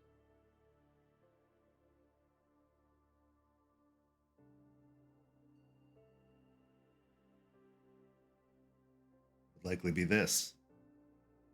Here with you. And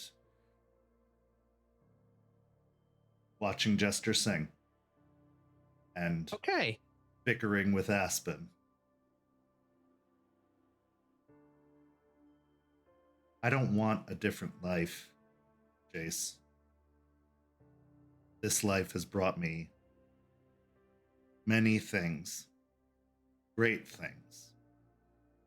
And to dwell on anything else is to disgrace what I have. And I am very lucky.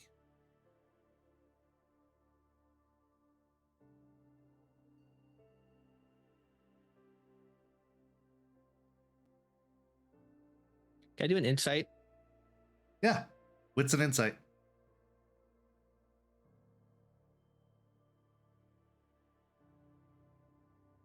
Four. There is a lot of confidence in what he says, a lot of belief.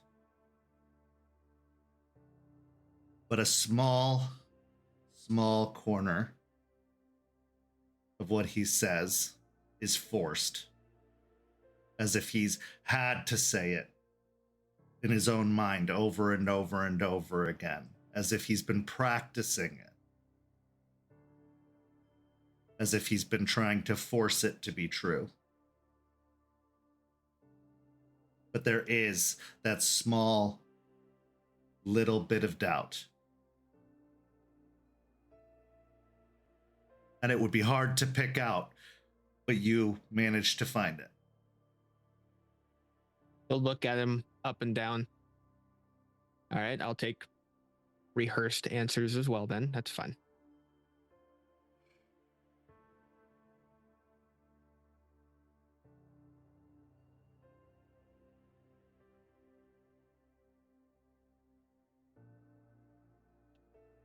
I am still human, Jace.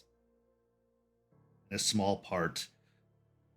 And of course, there's something appealing to normalcy, but it's not for me, or you, or any of us.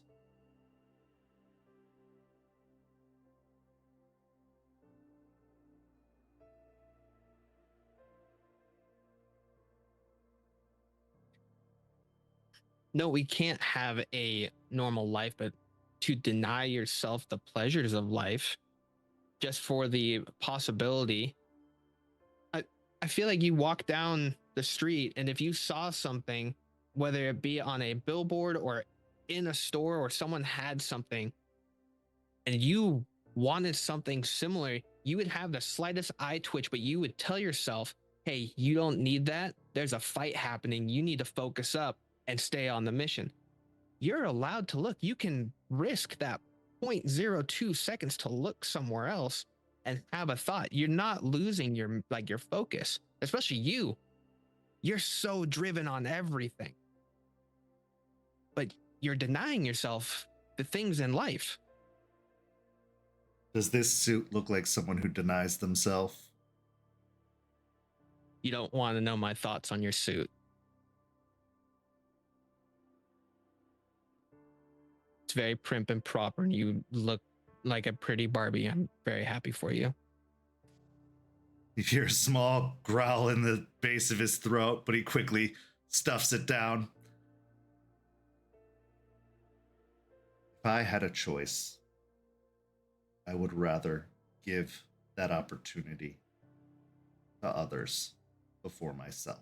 I would rather ensure that you, or Jester, or Aspen, didn't have to fight this fight. But this is what I was made for, Jace. This is what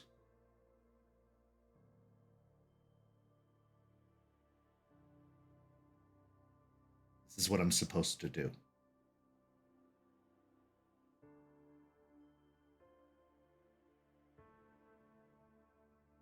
And try as I might, others like yourself somehow force your way in and give me something that I never knew I wanted.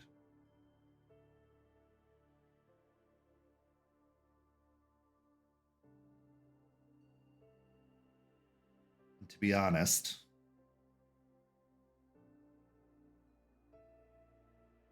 it's one of the only things that scares me.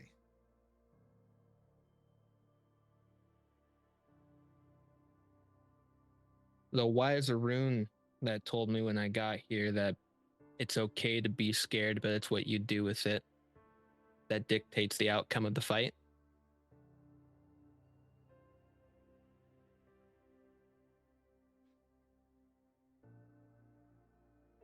Fights are some of the only places I'm the most comfortable because I'm not scared.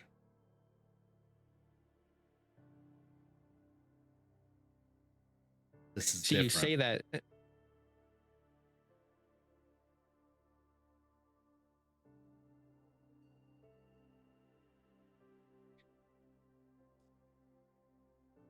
I hear you, Charles. I do. I just want more for you. I see someone who wants more but isn't giving it to himself. And I get what you're saying about letting others have it.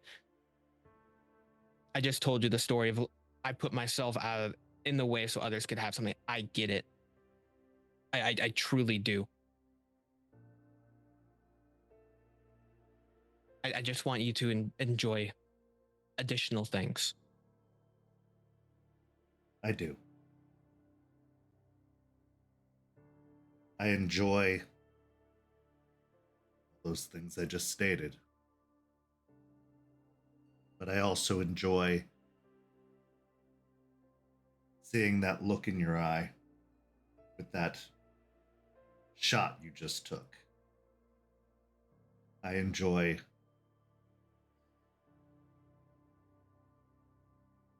the look on Jester's face when she has put a sticker on another of my glasses.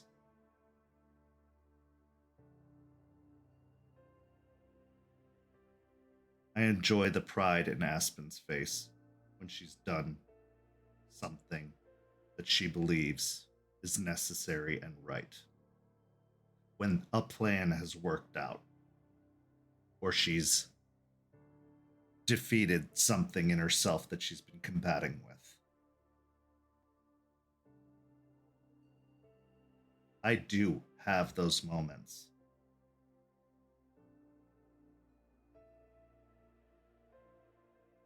And honestly, they're moments I wouldn't have if I wasn't a guru. Not the same.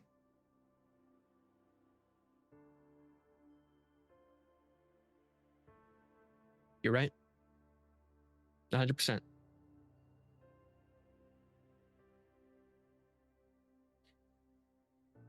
So she put stickers on your glasses? More often than I'd like.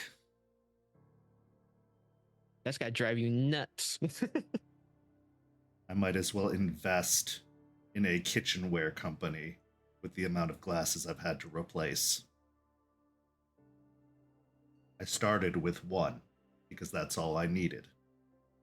Now I have a stocked kitchen full of silverware and plates and cups. Most of them You had hers. You had a cup? What else do you need? Well, okay, when you're done with it though, Wash Goes in it, the you sink put it in. away. or you put in the sink, put it in the dishwasher until the next time, and when that's full, then you have one fork, one knife, one spoon. Plate, one bowl. Yes. Okay, did you have a knife for butter particularly, and it was labeled butter knife, and then you had another one for spreading jam?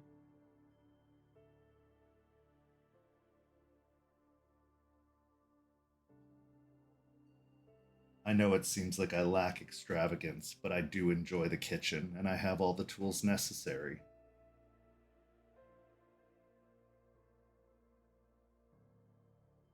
Okay, all right. It is your question, though.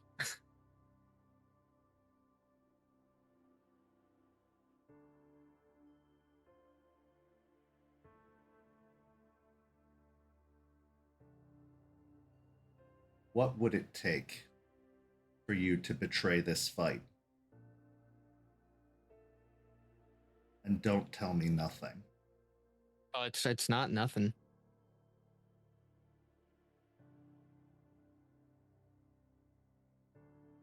I got close when hearing the news about what happened about abandoning this place.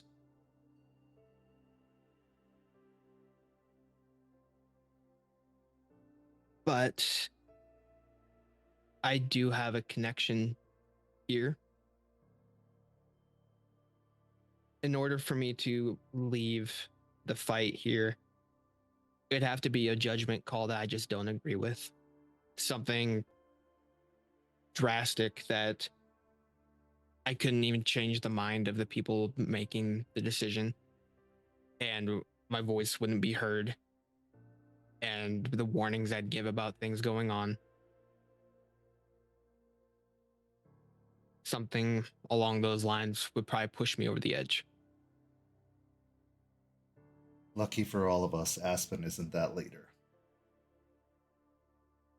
I had my thoughts when coming here, but no, she has been the biggest screwball that I've ever seen in my life. And I don't mean that like in a quirky, funny way. Like, I don't understand her at all. Neither do I. She often But goes that's- against everything Falcon teaches. But it always ends up for the best. I don't know if it's so much she goes against it. I think she interprets it differently, especially with dealing with like the spiritual side of Falcon. His words that are given off, it's not a single path that he's paving for you. Walk this. He's giving you the overall broad spectrum of the vision that he's seeing, and he's wanting you to carve it out, but just use the interpretation that you have. I think that's what Aspen's doing. She has a vision that has been given, and Falcon's just providing the overall what to see. I just think a lot of you guys try to make the path easy for everyone else, but not everyone sees the same. And that's why there's so many headbutts at moots between you all. You have been spending far too much time with Eliza. I enjoy her company. I'm finding that to be a common theme.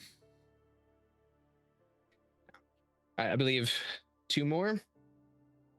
More.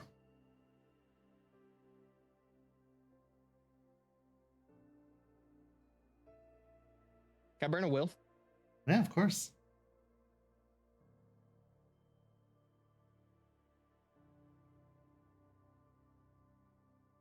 Goose egg, 0, none. It misses the target entirely.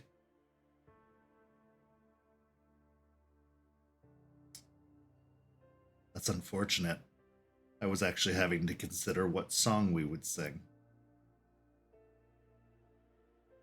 You know, I'll still make it happen. I just gotta talk to Jester. Many have tried. None have succeeded. But that does mean I get to ask you a question. It does.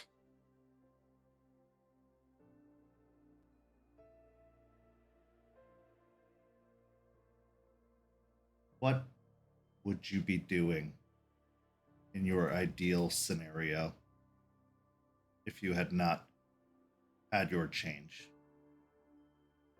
And I do mean ideal.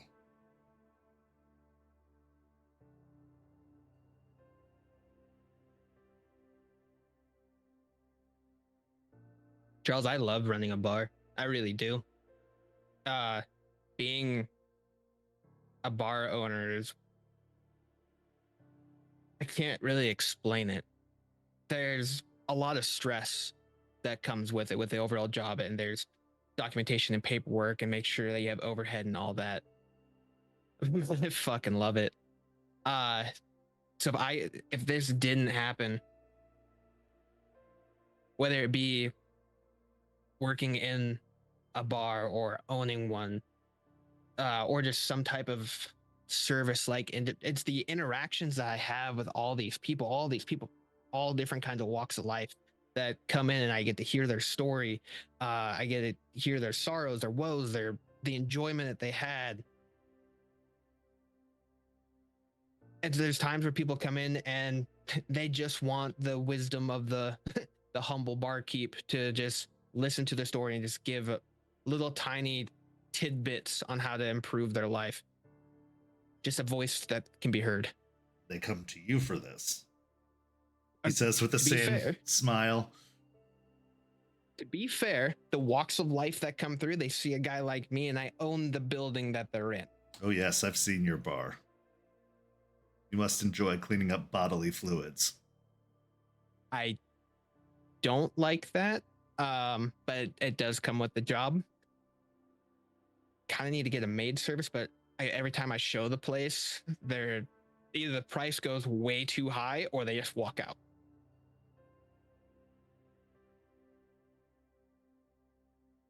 Your last shot, Jace. Make it count. Yeah, not to add nerves to it at all. Thanks, Charles.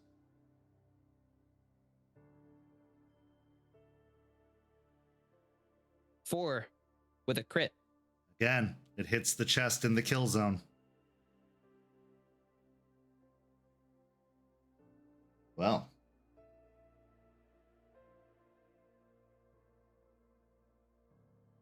You know, 6 for 7 is not bad. Better than I expected from you. Go fuck yourself. Okay.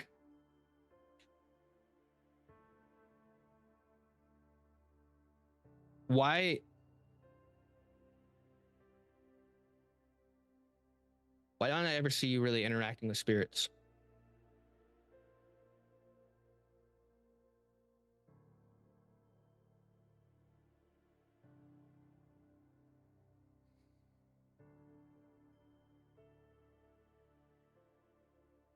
Because spirits want us to believe their way is the only way.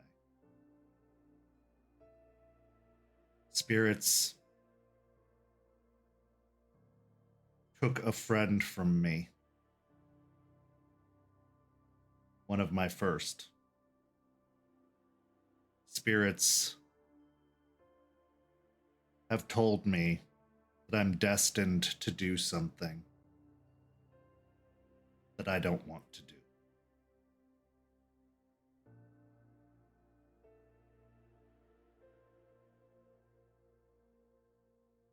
If I put stock into spirits, I lose control of my own destiny. I don't want to hear what they have to say, because they make it true.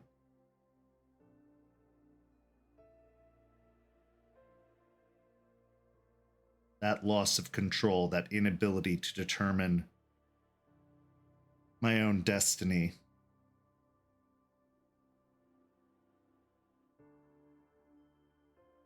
to determine that I'm not able to protect those that need protecting.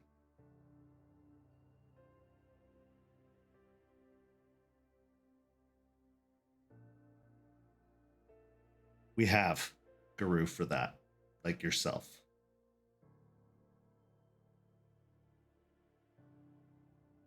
I interpret what they give the best I can, and I understand what you're saying. There are times where they will give a grand prophecy of things that are going to come, and the insight that spirits can give can be very beneficial. They can give so much to aid you in the fight that we're in. They could cool it with the prophecies of death or loss or of mourning, things like that. But sometimes it's not always just what they're talking about as far as death. Sometimes it's the death of something good so new life can come up from it. Now, in the case of your friend, I'm not saying that was the case. I'm sure that whatever was given for that had its reasons for it.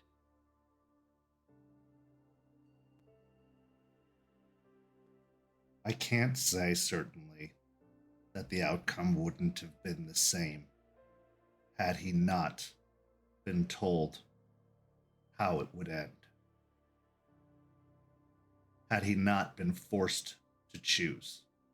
But with that knowledge, there is no doubt in my mind that his intentions, his actions, and his abilities were altered because of it.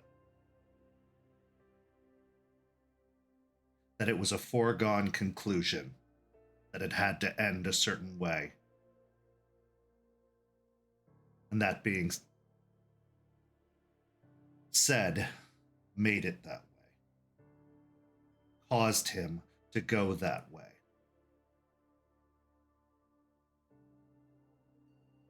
We are warriors of Gaia, not warriors of the spirits, not warriors of the impressions of times gone by.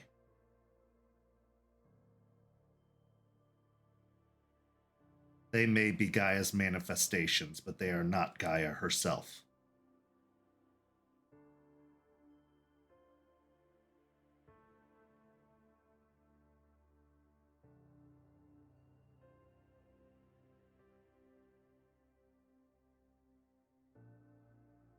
One of these days, I'm going to have you talk with one of the kinder spirits. No prophecies, nothing of grandeur. Just chat. Sometimes it's all the spirits want to do. There is 3 things living inside you. And that's something I got to deal with too. I deny 1/3 of myself constantly just because it's not really my thing. But to deny one part of yourself like that can set you up for a weak point. Because I'm such a dazzling conversationalist. You know, there are some spirits that I really think would just like to sit there and stare at you. That's it.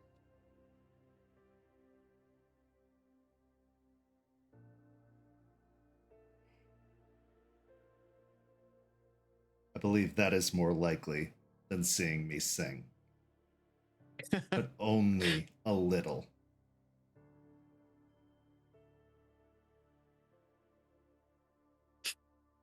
I'm going to get you to sing. It may not be this time, but it's going to happen. I enjoy a challenge. I know. But it's your last question, sir.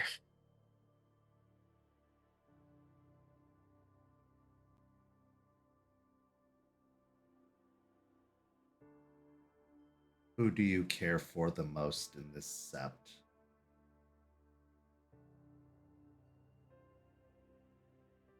It's relatively easy. It's the person I spend a lot of time.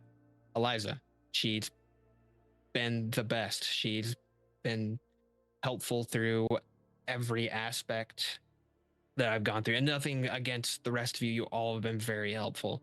But it just a theurge to theurge. She's able to give me the deeper understanding of this place. And the fact that she's been here for so long. She and that lady has so many secrets, man. Like so many freaking secrets. I can't not be with her because she just gives little bits of it. And it's like a drug that I just can't shake. He nods slowly.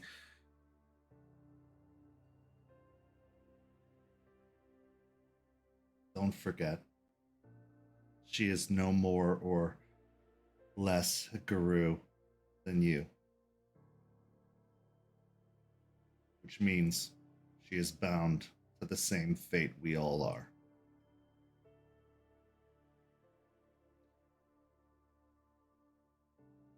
Yeah.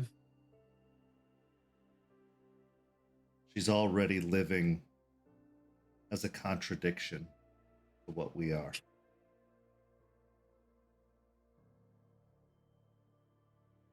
But there are certain things in this life that are unavoidable.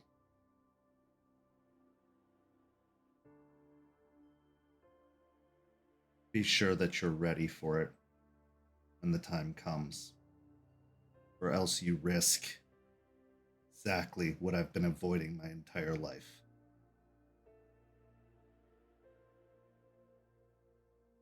Yeah, but you got people in your corner to help you through it if something were to come up. Just like with what happened up in Michigan, I have you guys. If you were alone, you'd have to deal with all of that by yourself. And that's when it gets dangerous. Agreed.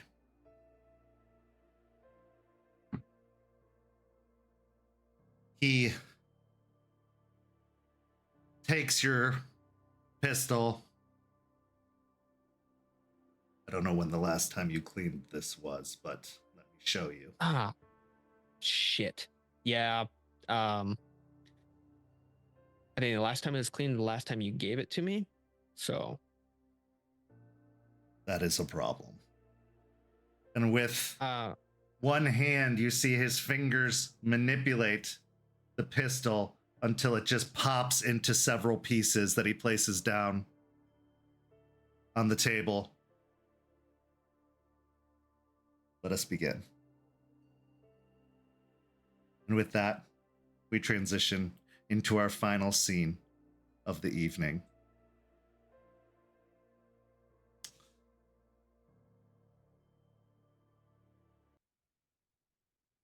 Aspen and Jester. This introduction has been a long time coming. Maybe with excitement for one and dread for the other, or at least bemusement for one and dread for the other. But there are questions that need asking, solutions that maybe only they can provide. And so you make the hour-and-a-half long journey up the highway and off the back roads until you find yourself at an RV campground. One that you haven't been to in a while, but it's the same familiar place from each previous visit that you've had, Aspen. Except this time, the campground is getting a lot more crowded as more and more individuals find their way south for the winter. But as you drive the Jeep towards the back corner, the lit up chili pepper lights hanging off the awning of the RV, you prepare for your introduction of Jester to Spud. The scene is yours for a few moments before approaching the RV.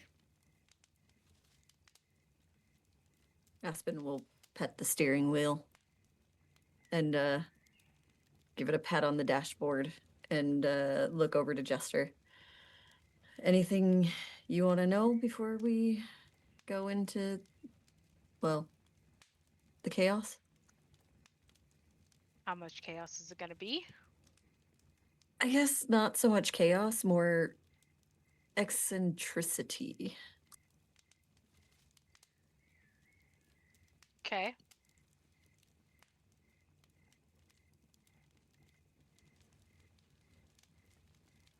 He's pretty well-mannered. Again, eccentric, but, you know, as long as you don't come in like a raging Angrily- bull. Yeah, like Angrily Jace did. snarling beast. Mhm. Well, you know, I think you said Jace left an angry, like, yeah. I'll be nice. You said that he's not bad. Aiden didn't seem to have much of a problem with him, except he wanted to eat the raccoon. Lucas liked him, so I will give it a chance. Okay. Well, yeah, don't be surprised by the raccoon. And sometimes it smells awful.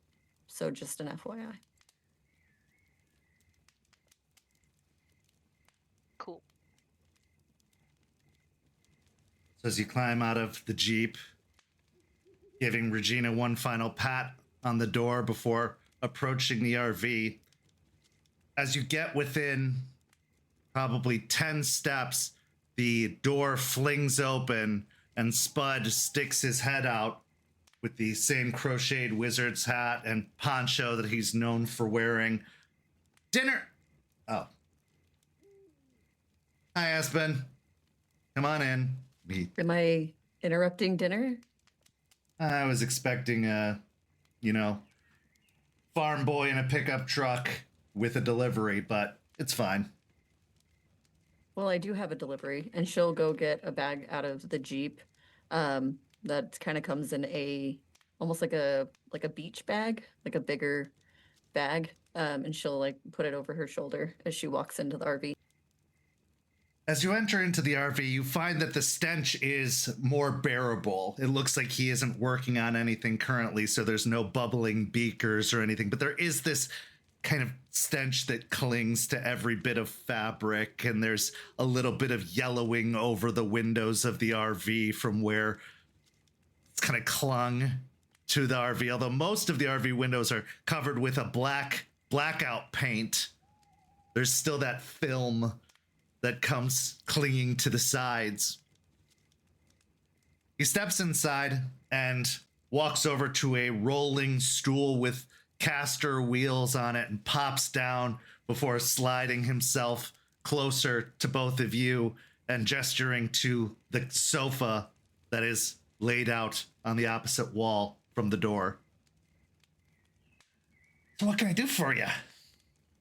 Well, first of all, this is Jester. Jester, this is Spud. Hi. Jester? That's your name? Malicious Jester. Ooh, malicious. I just like the Jester part, but the malicious kind of puts a little on edge. But hey, who am I to speak? My name's Spud. Have a seat. That's why I'm usually called Jester. Are you Sit feeling down. particularly malicious today? I'll look around and then look at him. Depends. Ooh. Well, what'd you bring me? I brought you some shinies, and she'll hand over the bag, and it is filled with a bit of iron. Oh, this is very nice.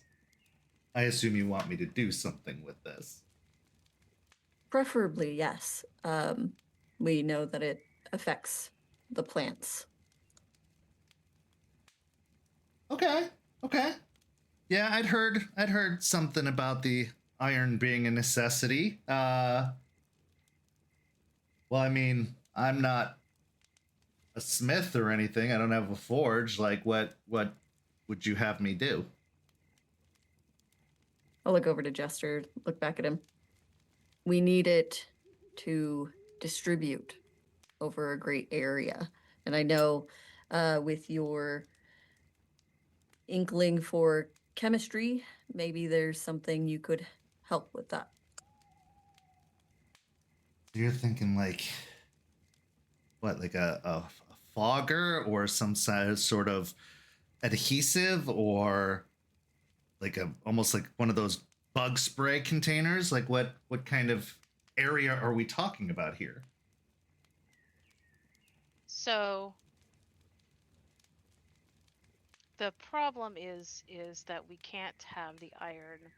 One, it's a powder form that the distribution probably needs to be. It can't be like very big chunks because we are looking like a wide area. Bug spray doesn't really work because like it adds a liquid which adds a chemical effect, and the iron needs to stay relatively pure for it to work. I'll take out the stacks of papers that already printed out.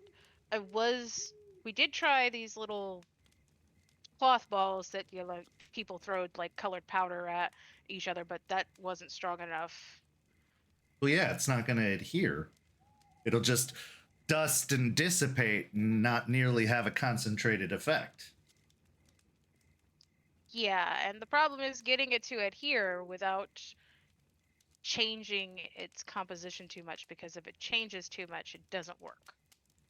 It doesn't do what we need it to do on the plants. He rolls his stool back over to his counter where he has a mess of papers, and he just picks up one of the papers and a pen and starts scribbling some things down. Okay, so you need something that's not going to change the composition of the iron, which means we can't have heat, because if it needs to maintain its cold iron status, it can't be melted or... Okay. We've had a few ideas. I'll open the papers up and slide them over. Along with others, like they have these stupid little like powder cannons for I guess the dumb gender reveals for birth parties. Like they have a whole bunch of stuff. I saw an extinguisher that they use for those. Yeah, those humans. What are they going to think up next? As he's busy scribbling, you see that further down the counter, there's something that looks like the size of a small fish tank that has a drape over it, like a cloth over it. And as he's scribbling, you hear something thud against the glass of the fish tank, and then make like a scraping, almost like nails on a chalkboard sound. He says, "Hey, quiet you!" And he grabs a little wand and with a little like taser at the end and stuffs it in, and you hear a bzz bzz. He takes it out and sets it down. Are you Okay. torturing an animal? No, animals are some of my friends. No. Okay. He pulls the drape down and you see like 2/3 of an arm that is now currently twitching in the aquarium.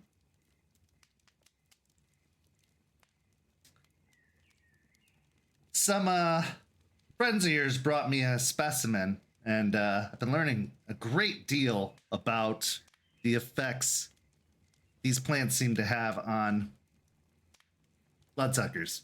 So it's very interesting in all things considered, but the it gets squirrely from time to time. Came from a pretty strong one. What have you learned? Well, it alters the composition of the blood. However, it alters it in a way that requires a great deal of blood. It burns through blood faster than we normally do, than leeches normally do.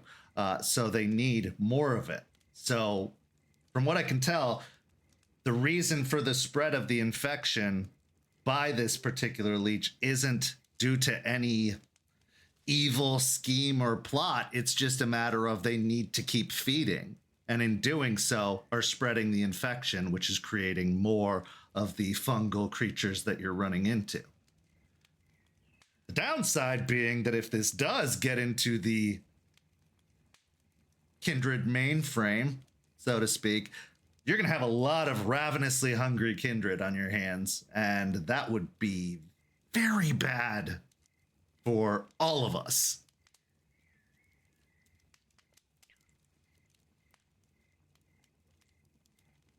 Good to I've know. actually had to feed this thing a few times to keep it from starving and becoming useless to me. Feed the hand. It sounds weirder than it is. It's more just like an injection of blood into its arm. Okay. Okay. Yeah, if it goes long enough without being fed, it starts to kind of dry up and flake and wither, which probably would be a good thing. But if I'm going to learn anything more about it, I need to keep it alive. All things considered. And you have enough of a supply to do that? Yes? Well, that's what I was hoping for, was more of it, but my delivery is being delayed, it seems, by a crisis of conscience. Who's delivering things for you? Well, we can't have that now, can we? Well, you already mentioned a big, cowboy? I can't remember exactly how you said it. Farm in a boy. truck? Farm boy in a truck? Yeah. And that's probably more than I should have said. Okay. Unless you're willing to deliver some. How much do you need? Well, I mean, however much you can get. Because, a guy's got to eat as well. And I don't think I want to start feeding from the local stock. Well, if you could figure this out for us, then we do owe you a big favor. Okay. Well, I have an idea. It is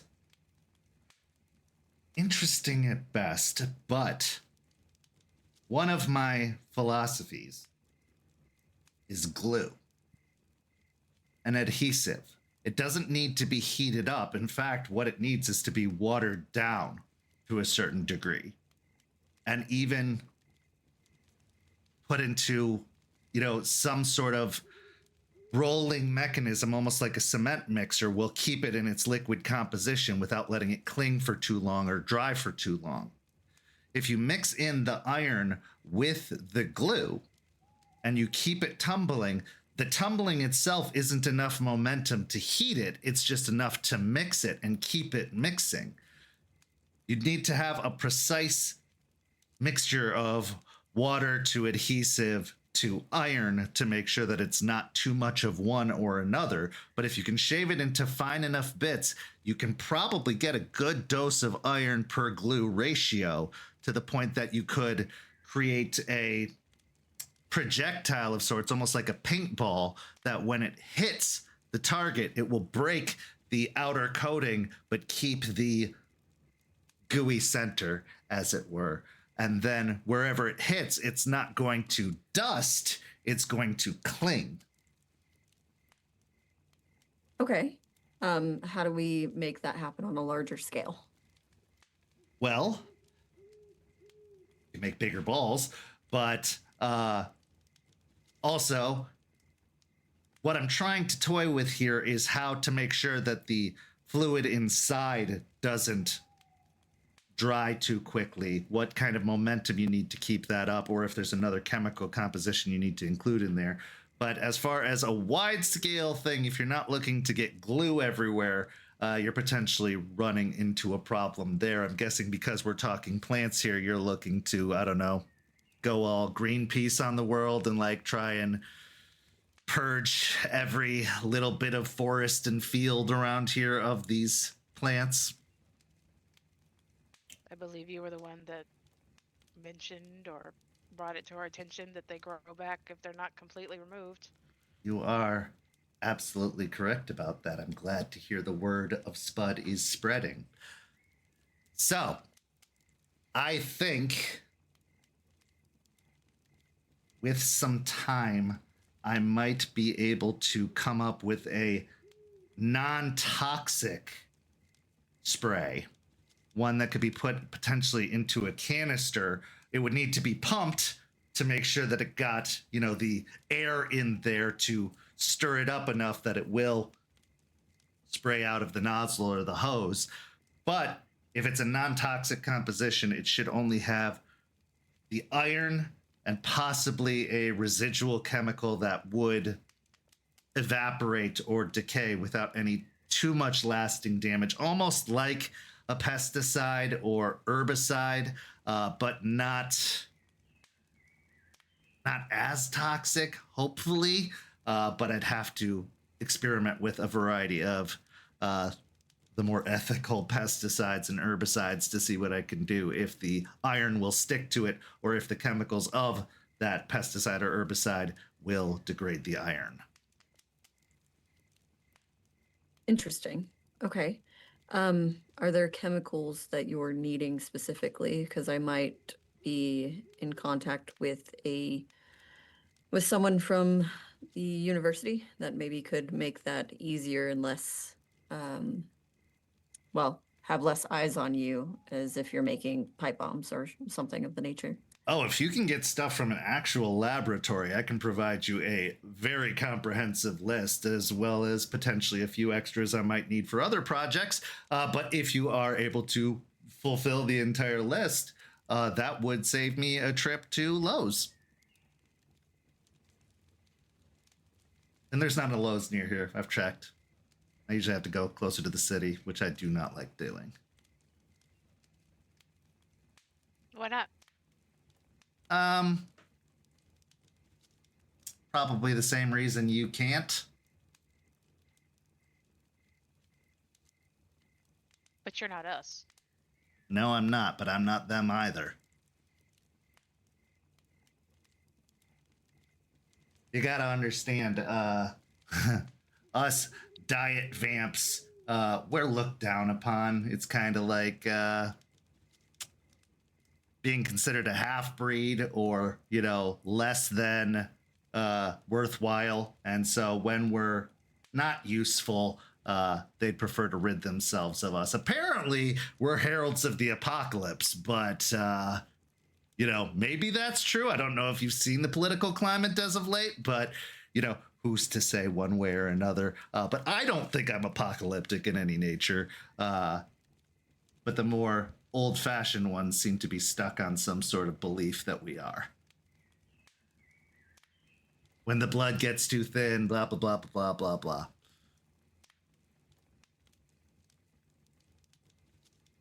Well, at least your people and our people have the whole apocalypse thing in common. I guess so. Ours has a funny, hoity-toity name, but it's all the same when it comes out of the wash. Anyway, I'm not sure there is a fogger solution, which would be ideal, but anything to create an aerated mist would require heat, and I'm not sure that there is a reasonable level of heat that wouldn't distort the iron, allowing it to create a gaseous form.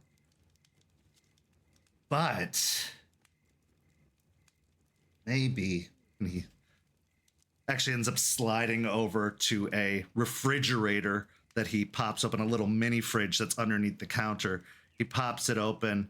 He grabs some tongs off of the counter and reaches down in and clamps a small container that he pulls out and puts on top of the counter that has the fog of dry ice coming over the side. Maybe it doesn't have to be a cloud. Maybe it just has to drift close to the ground. Because dry ice isn't technically heat, so he goes over to the bag that you've brought, reaches in, pulling out a small chunk, and then slides back over to the dry ice and starts shaving with a file some of the dry ice, or some of the iron into the dry ice. Okay. Need to be a finer powder than that. You know what? This can wait. And he sets the file and the chunk of iron down before wheeling himself back over. You have provided me quite a puzzle, and I happen to like puzzles. But it's not free. When I give you that list, I want everything on the list. But you're having so much fun. Yeah, I'm having so much fun. I'm not an idiot. I have fun doing drugs, but I also have to deal them too.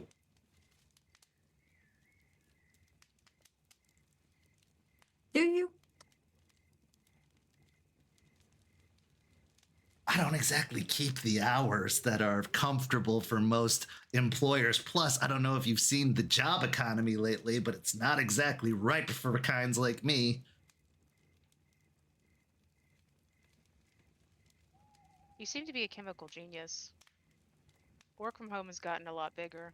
You could actually do things more to help people and help the environment than actually just getting them addicted onto something that will eventually kill them. Ugh, you sound like them. It's not gonna kill you. You're basically some kind of crazy regenerating nut thing. Plus, I usually try to deal exclusively to, the other side. Technically, if we're speaking on that technicality, it will kill us because addiction brings banes and banes can kill us. So therefore, Or worse. it can. Well, tell those Banes or whatever that you're only an addict if you go to meetings. That is such bullshit. Utter bullshit. That's All why right. addicts continue to- Hot button topic. Sorry.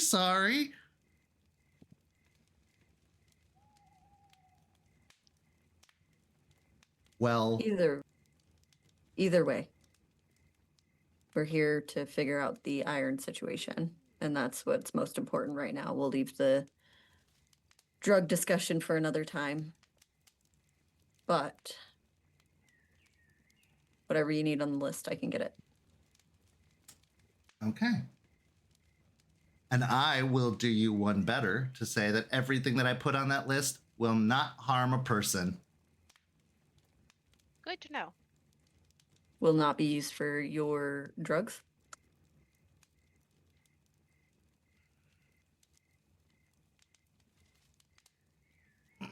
Fine. Won't be used for drugs.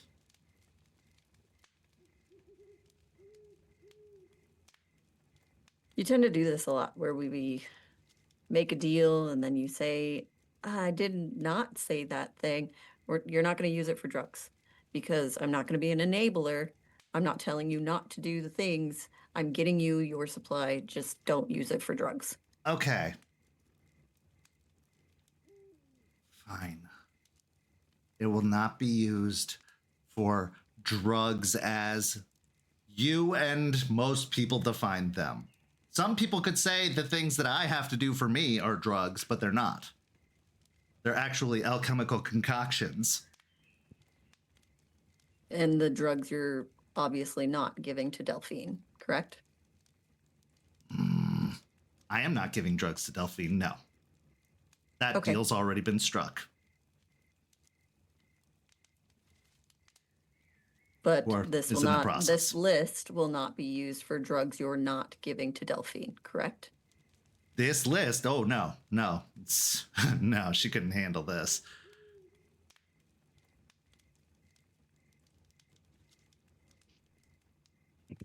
Okay. The stuff I make is for the types that don't breathe. The stuff on the list. So if you're worried about it killing somebody, you're too late. They're already dead. How does it affect them? Surprisingly well. It can mimic. It works. Okay. Does it harm them if used in excess? No, because kind of like the arm, it burns off over time.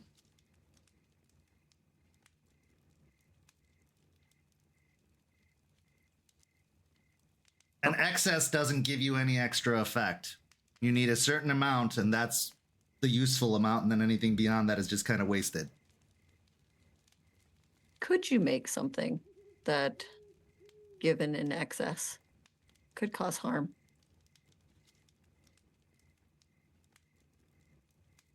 I mean, I could do that with cyanide. I don't even have to do any work. Well, I mean, in blood. Because I know you all have an affinity for ingesting your blood, and that's what you use. So, do you have something that we could... Are you Potentially. asking me to kill a vampire? No, of course not. I'm asking if you know how to put something in blood that would kill a vampire. I would never ask you to kill a vampire. I mean, you could. I don't care about them any more than I care about, most people. But, fine. Theoretically, yes, there are concoctions I could make that could be harmful to vampires. Are they just concoctions that you make? Or could they potentially be made by just any Joe Schmo? They're concoctions only I can make. Interesting. Okay. No, actually, that is true. Others have tried to replicate the things that we can do, and unless they are like us with the right amount of knowledge, they cannot. It usually ends up being a complete clusterfuck. And maybe even more harmful to the one trying to make it than the intended target. So you're saying diet vampires are good at potions class? Some. There's also some that are just dumb morons wandering around, but, the good ones, the sexy ones, yeah. Okay. Good to know. Another question. Could you make it and then put it into blood, or do you need the blood? I need the to blood make too. it. Mm. Most of my concoctions require a certain amount of blood, a certain type too. Is that going to be on your list too? Well, I thought I was going to get a supply of blood regardless if I did this iron stuff for you, but it's harder to do that way. It's not the same type of blood that you see it, like A positive or B negative or anything like that. Like, it's got to come from a certain je ne sais quoi, a certain attitude, a certain state of being. So it was like those blood bags we gave you before that had little symbols on them. Yeah.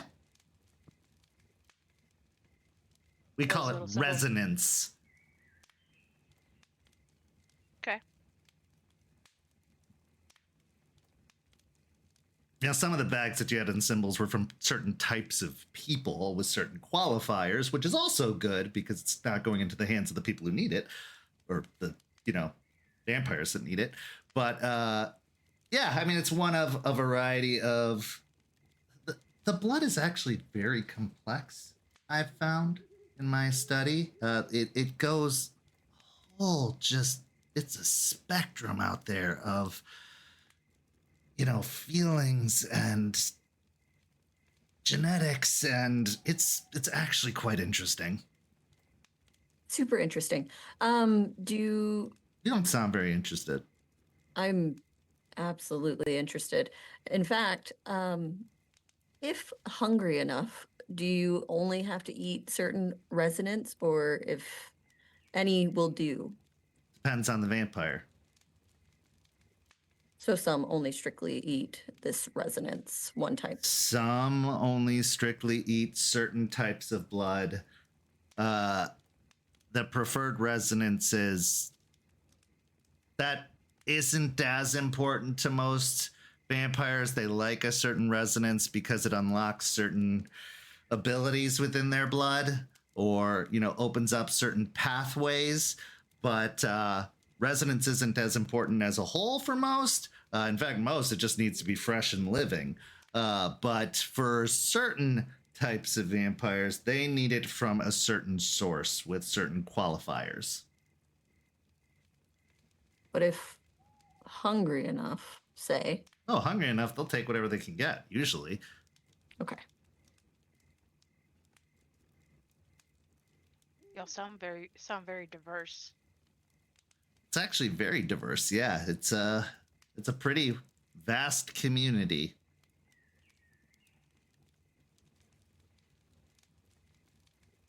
Is it easy to tell, like, one from another, or is it? When you know to look for the signs, although over the ages, those signs have become more blurred as, I guess intermingling between the clans has happened. There's been some sharing happening that didn't used to be a thing. Usually it was like strictly clan by clan. They kept themselves separate, but now there's a little bit more intermingling happening. But there are certain, touchstones, so to speak, of the individual clans that you can look out for. Okay. So I'll definitely get you everything on this list, but I did have a couple of other questions. Sure. What do you know about sigils for protection?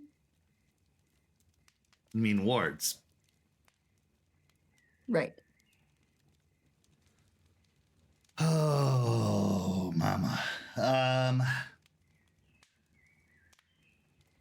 That is not something I can do. I'm just gonna be flat out about it. It is a mixture of, from what I can tell, magic and blood magic. As far as I can say, no, magic can do it, but when the magicians became vampires, they didn't have the ability to do the magic as they used to, so they had to kind of come up with something of their own using blood to mimic the effects of what they were capable of before. It's kind of like double dipping in immortality and magic at the same time. It's a very safeguarded art. It's hard to they keep their secrets, which is very obnoxious for someone like me because I'd love to know. So you don't know a way of getting rid of wards? Well, usually it would be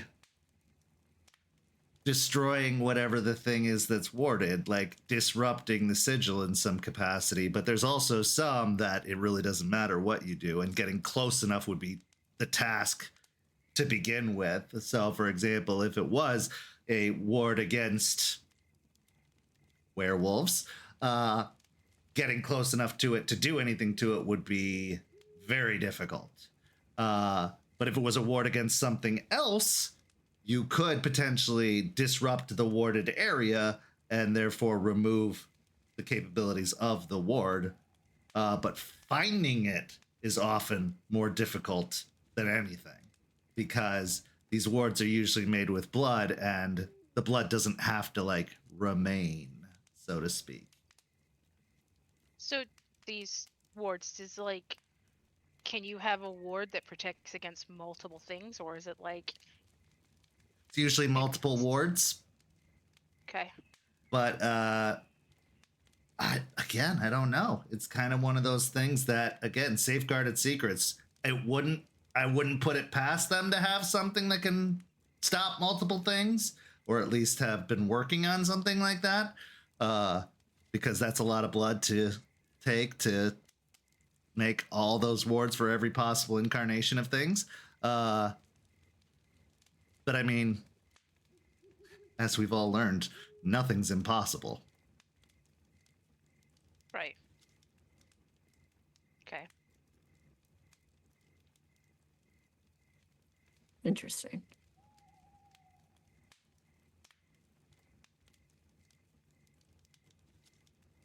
We're friends here. Answer me honestly. Why all the questions? About blood? Or about Wards. the iron? Wards, blood, vampire business. Oh. Well. Bateman. Right. We've recently have come across a potential deal for a indefinite treaty Ha! between us and the vampires, and Indefinite. while it benefits us now, I don't trust that it will benefit them later. That's thinking with your butt. Yeah, no. Indefinite is a word vampires use, which is until the next available convenience. Right. So I thought what we should be doing is the plan before the plan. Okay. So you want to be the first line of offense. You want to take action before they do. Not necessarily take action before they do, but I want to make it so difficult that they have to take action. Oh, so you want to poke at them. You want to piss them off and get them to be the ones to break first. Eventually, once the benefits of the treaty no longer serve our side. That's going to be a tough offer. There's not a lot that they care about that you can kind of tease them with or torment them with. And from the sounds of it, that treaty is fairly ironclad in terms of anyone foolish enough to fuck with werewolves gets what's coming to them. Correct, and we have borders.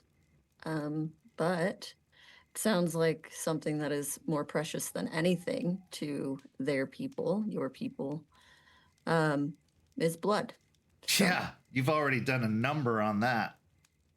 well, we continue to choke it until it's problematic and they can no longer survive under the treaty that we have. Yeah, I heard the ones that aren't in their little castles, their little towers, skyscrapers, are starving. I'm pretty unhappy. Well, that's because you got to be able to play the price to find the alternative methods, and the price is a very much supply and demand deal. Those who control the blood trade dictate the price, and yeah, a lot of vampires of my caliber and others like me, not entirely like me, but on my same economic standing, can't afford that price.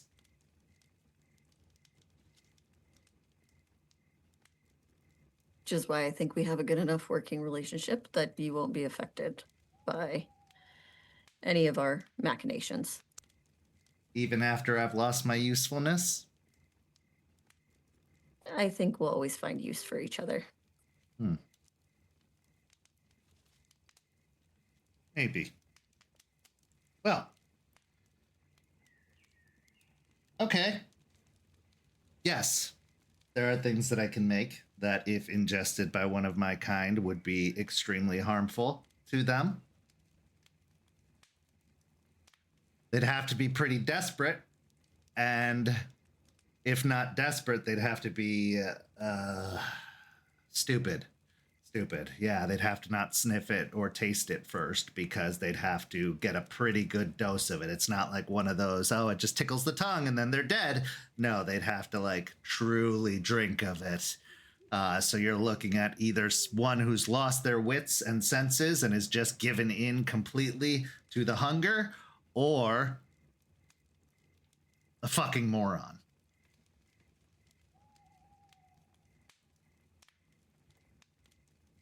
But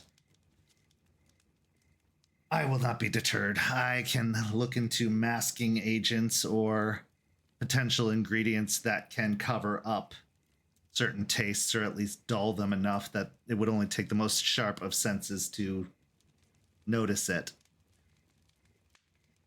Another issue you're going to run into is most of the vampires prefer it fresh. So whatever you put into somebody has to be put into a body first. Meaning a person.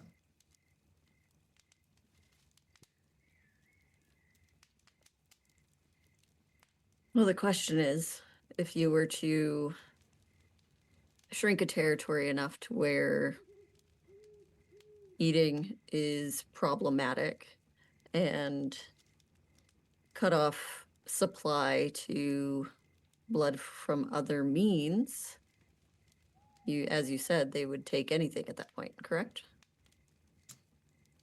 Some would. Others might move on, others might outsource. But where there's a will, there's a way. And even in the hardest times, vampires have persisted. They've found a way to keep going. I mean, they might even resort to animals.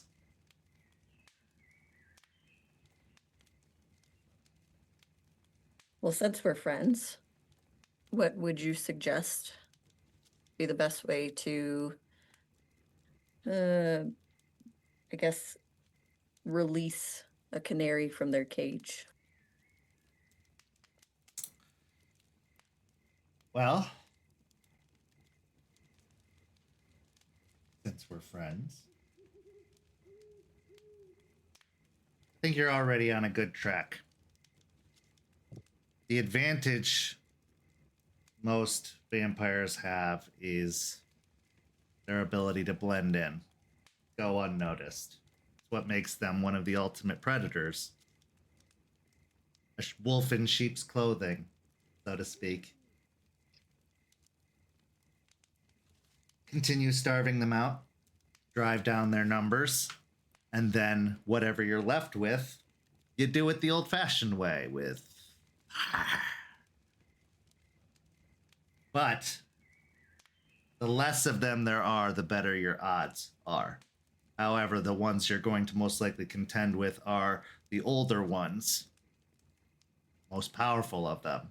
You're going to be dispensing of most of the rabble by cutting off their food supply, but the ones that are stubborn enough or have dug their heels in enough won't leave.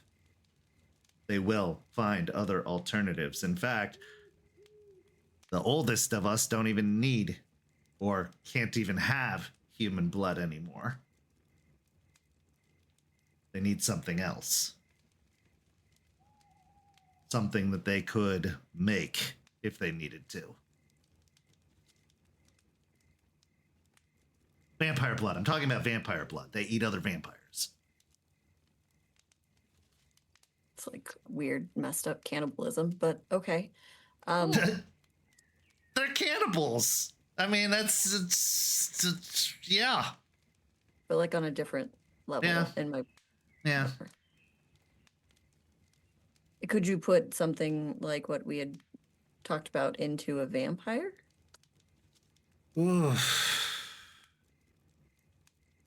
That it could kill another vampire? That's where I would need information about the vampire that you were trying to kill, because certain vampires have certain weaknesses as opposed to other vampires. And so if they were to feed from a vampire, the one they're feeding from would need to not be as weak to the thing that they are ingesting. Which is where it gets a little bit dicey. Because then you need the right prey or the right subject for feeding on that is immune to whatever it is the feeder would be dead from. Got it. Gets a little bit more complicated. I see. Okay. Yeah. It's, like I said, it's dicey. Okay. And I assume you wouldn't know anything about the, what did you call him? The prince? His feeding habits? Oh, no, that's a safeguarded secret. Their types always keep that stuff on the down low because they know they'd be cut off if they did. Okay. It's a showing vulnerability thing. That's why a lot of them change their names, too, so that you don't know who they're related to. Fair enough. I'm sure you guys understand a thing or two about that.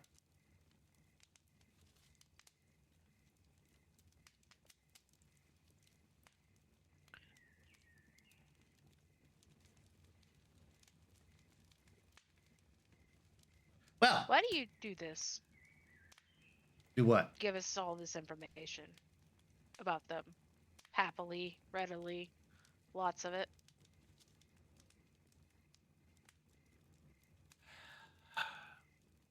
Because I didn't want to be this. Because I know the terrible things they do. I mean, if you think I'm bad with my occupation,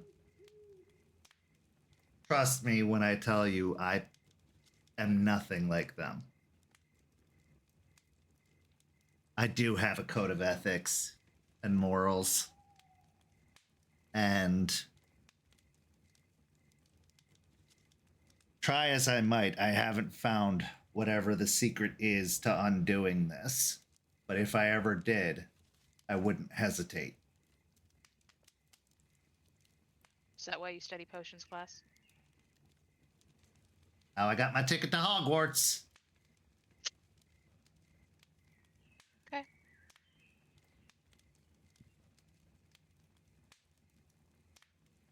I have one last question. Bateman, I know you have a limited understanding of them, but what does someone who has everything want? What To does not be bored. To be entertained. The older you get, the longer you live this life, the more tedious things become. There will always be new books and movies, sure, but reading, watching, you start to notice the patterns in all of it. What the oldest want is something new, something different. And if not that, something at least satisfying to some degree. A plaything or a game or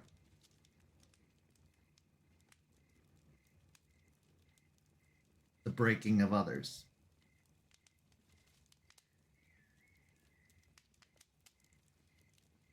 The further you get from being human, the less human things matter. The less you care about.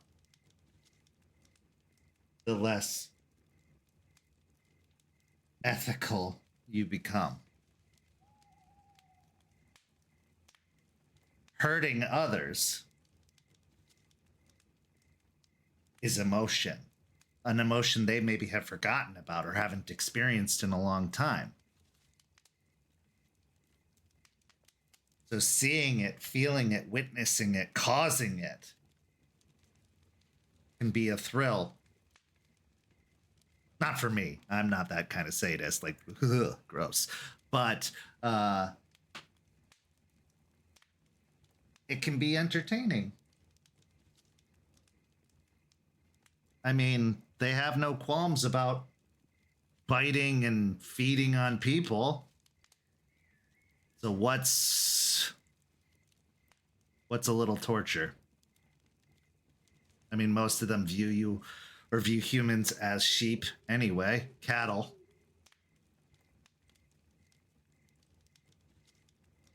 And I can't speak for all vampires, not all vampires. Sure, not all kindred, but some, the more sadistic ones, they lost their humanity. And that just happens with time as well as actions.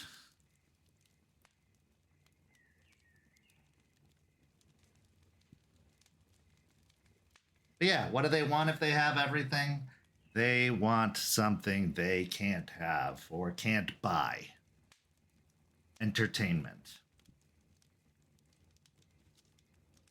Motivation. Something that gets them out of bed every night. Or else they might as well just go sleep for a few centuries until things are vastly different. And then they can wake up again to a new world until they get bored of that one.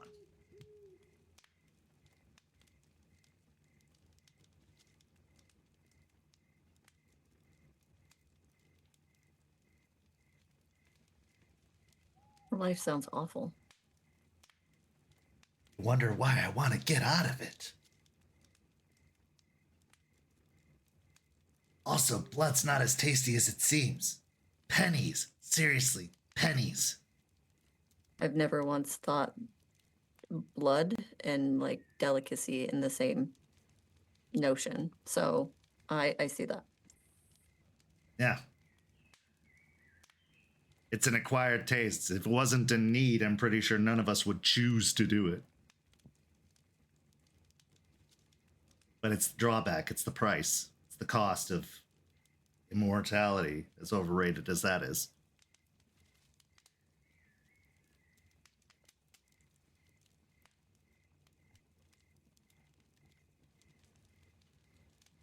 Okay. Well, I'll make sure you get your list and make sure you get some blood. Thanks. I always feel guilty asking, but I figure it's better to come from you than for me to go get it myself. I think that's fair. Helps the working arrangement. And we can make sure it's ethically sourced. Yeah. But please, no animals. Ugh. Ugh. They really Fair taste enough. that gross to you? Let's Or just say because you like animals. it's a reheated cheeseburger from a drawer compared to filet mignon. Okay. There's some who prefer it, which good on them. but if you ever see me hunched over a rat, I'm on hard times. Like really, really, really, really hard times.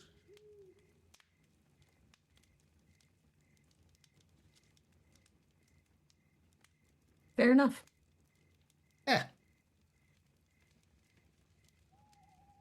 Well, I will get to work on this. I will see if I can come up with a bonding agent like a paintball that will shoot the iron. I'll also look into a misting strategy. That is going to take some time, but not impossible.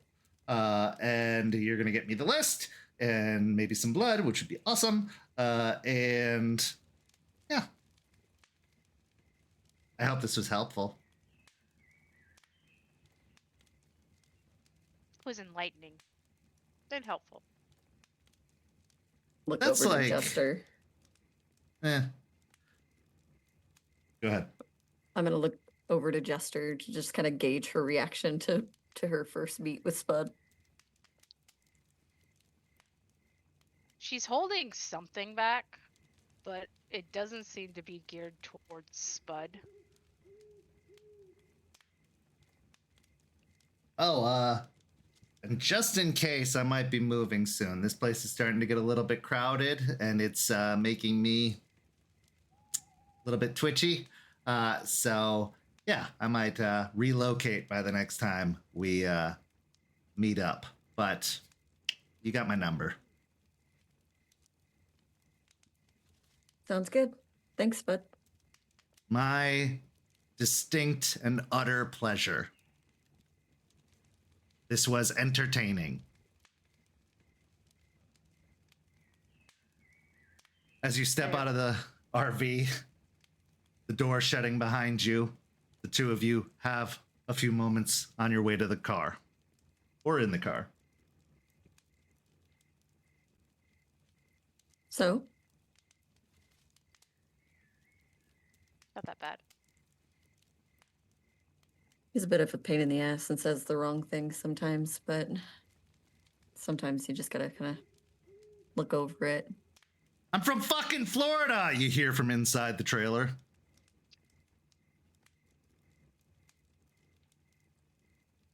See? Yeah. Better than most of them. You doing okay? Look to the trailer. Let's get driving. Okay. As you climb into the car and begin the drive, leaving the RV complex and getting on the road.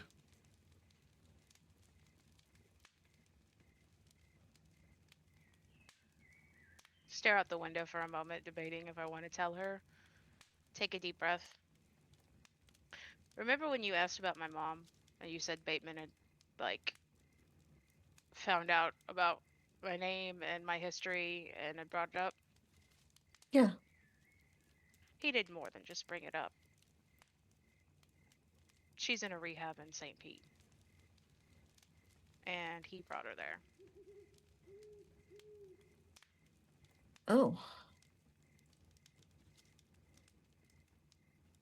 Okay. Do you, she kind of like taps on the steering wheel. She's kind of paying attention to the road, but she's also looking at Jester, knowing that Regina's gonna drive straight regardless. Yeah, every now and then you feel the wheel turn on its own.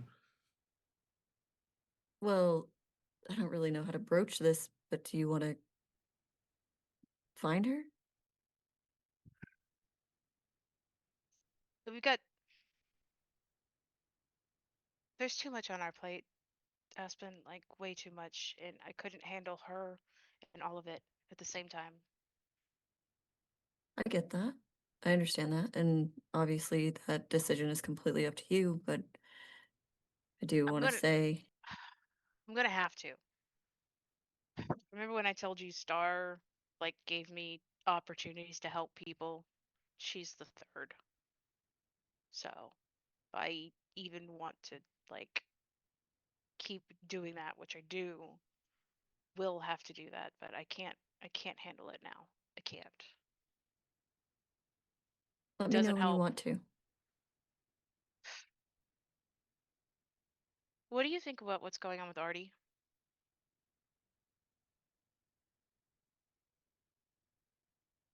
I think that we have to figure it out.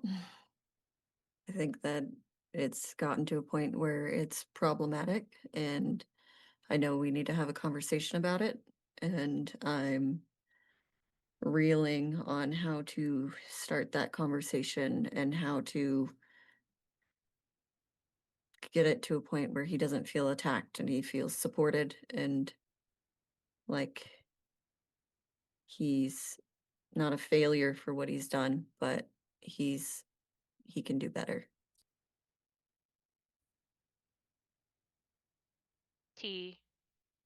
I think he's convinced himself that he doesn't have a problem yet. But when I was talking to him about seeing him drink monsters and take caffeine pills, he said he's doing it because he needs to keep up with what he's doing. And he basically said that if he doesn't do what he does, he doesn't feel useful. So I think we need to convince him that no matter what, we value him more than what his use is. Yeah. And I think it's a matter of letting him know that we all feel that way from time to time and that he's not alone and he doesn't have to feel like he's got the burden on him. I think we've all been there. Yeah. I'm glad he has you. I'm glad we have you. And I'm glad I'm not the only one who's worried about it. Well, I'm pretty glad that I have you around because I don't know what I would do with all these boys. Pull your hair out. You'd have to wear a wig. You'd be like so bald. Right. But when you do decide, if you do decide, because regardless of what Star said, that's a choice that you can make on your own. And I if know. you decide, I'll be here. I know. That's why I told you. This is where our story comes to a close this evening, but not without one last scene.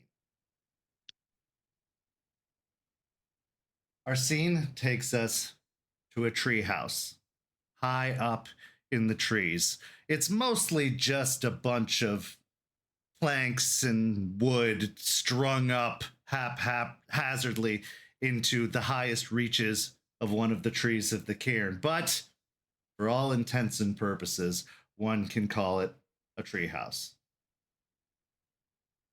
Inside, we see Alexander. He is sitting, holding his knees, eyes closed. Unlike usual, he's not murmuring to himself incessantly. He's actually just calmly and slowly breathing in and out. Breath in, breath out.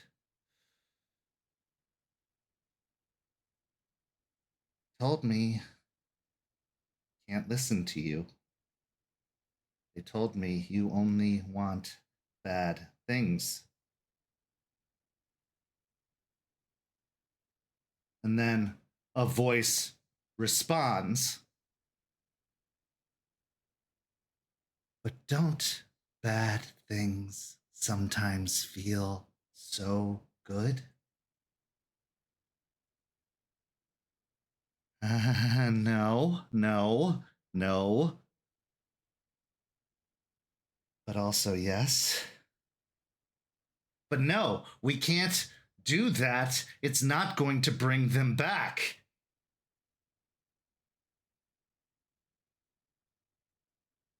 Won't it? The voice says in response. Don't be so sure. And as we pull back, we see spiders. Dozens of spiders crawling along the inner walls of the treehouse. And that is where our story comes to a close. Thank you so much to these amazing players. Thank you to everybody who stuck with us for this extra long session. We will be back with an episode of Hellhounds on Friday, and next week we'll be back with another episode of Rage Across Tampa. Thank you so much for watching, and we'll see you next time. Have a lovely evening, everyone.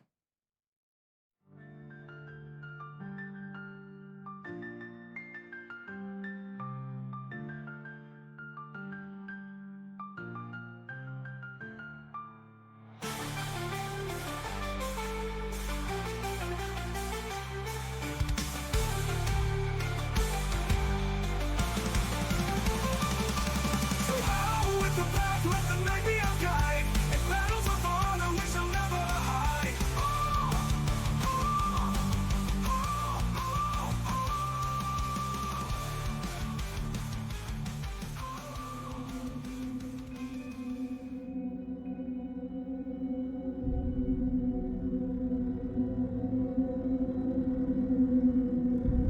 This has been a St. Petersburg by Night production. Reach Across Tampa is produced in agreement with World of Darkness and Dark Pack. The storyteller for Rage Across Tampa is Kent. Tonight's characters were voiced by Preston, Cham, Noree, and Walks. Visit our website at stpbynight.com for more information about all of our productions and how you can become part of our community. Thank you for listening. Until next time, Fang, Stakes, and Claws out.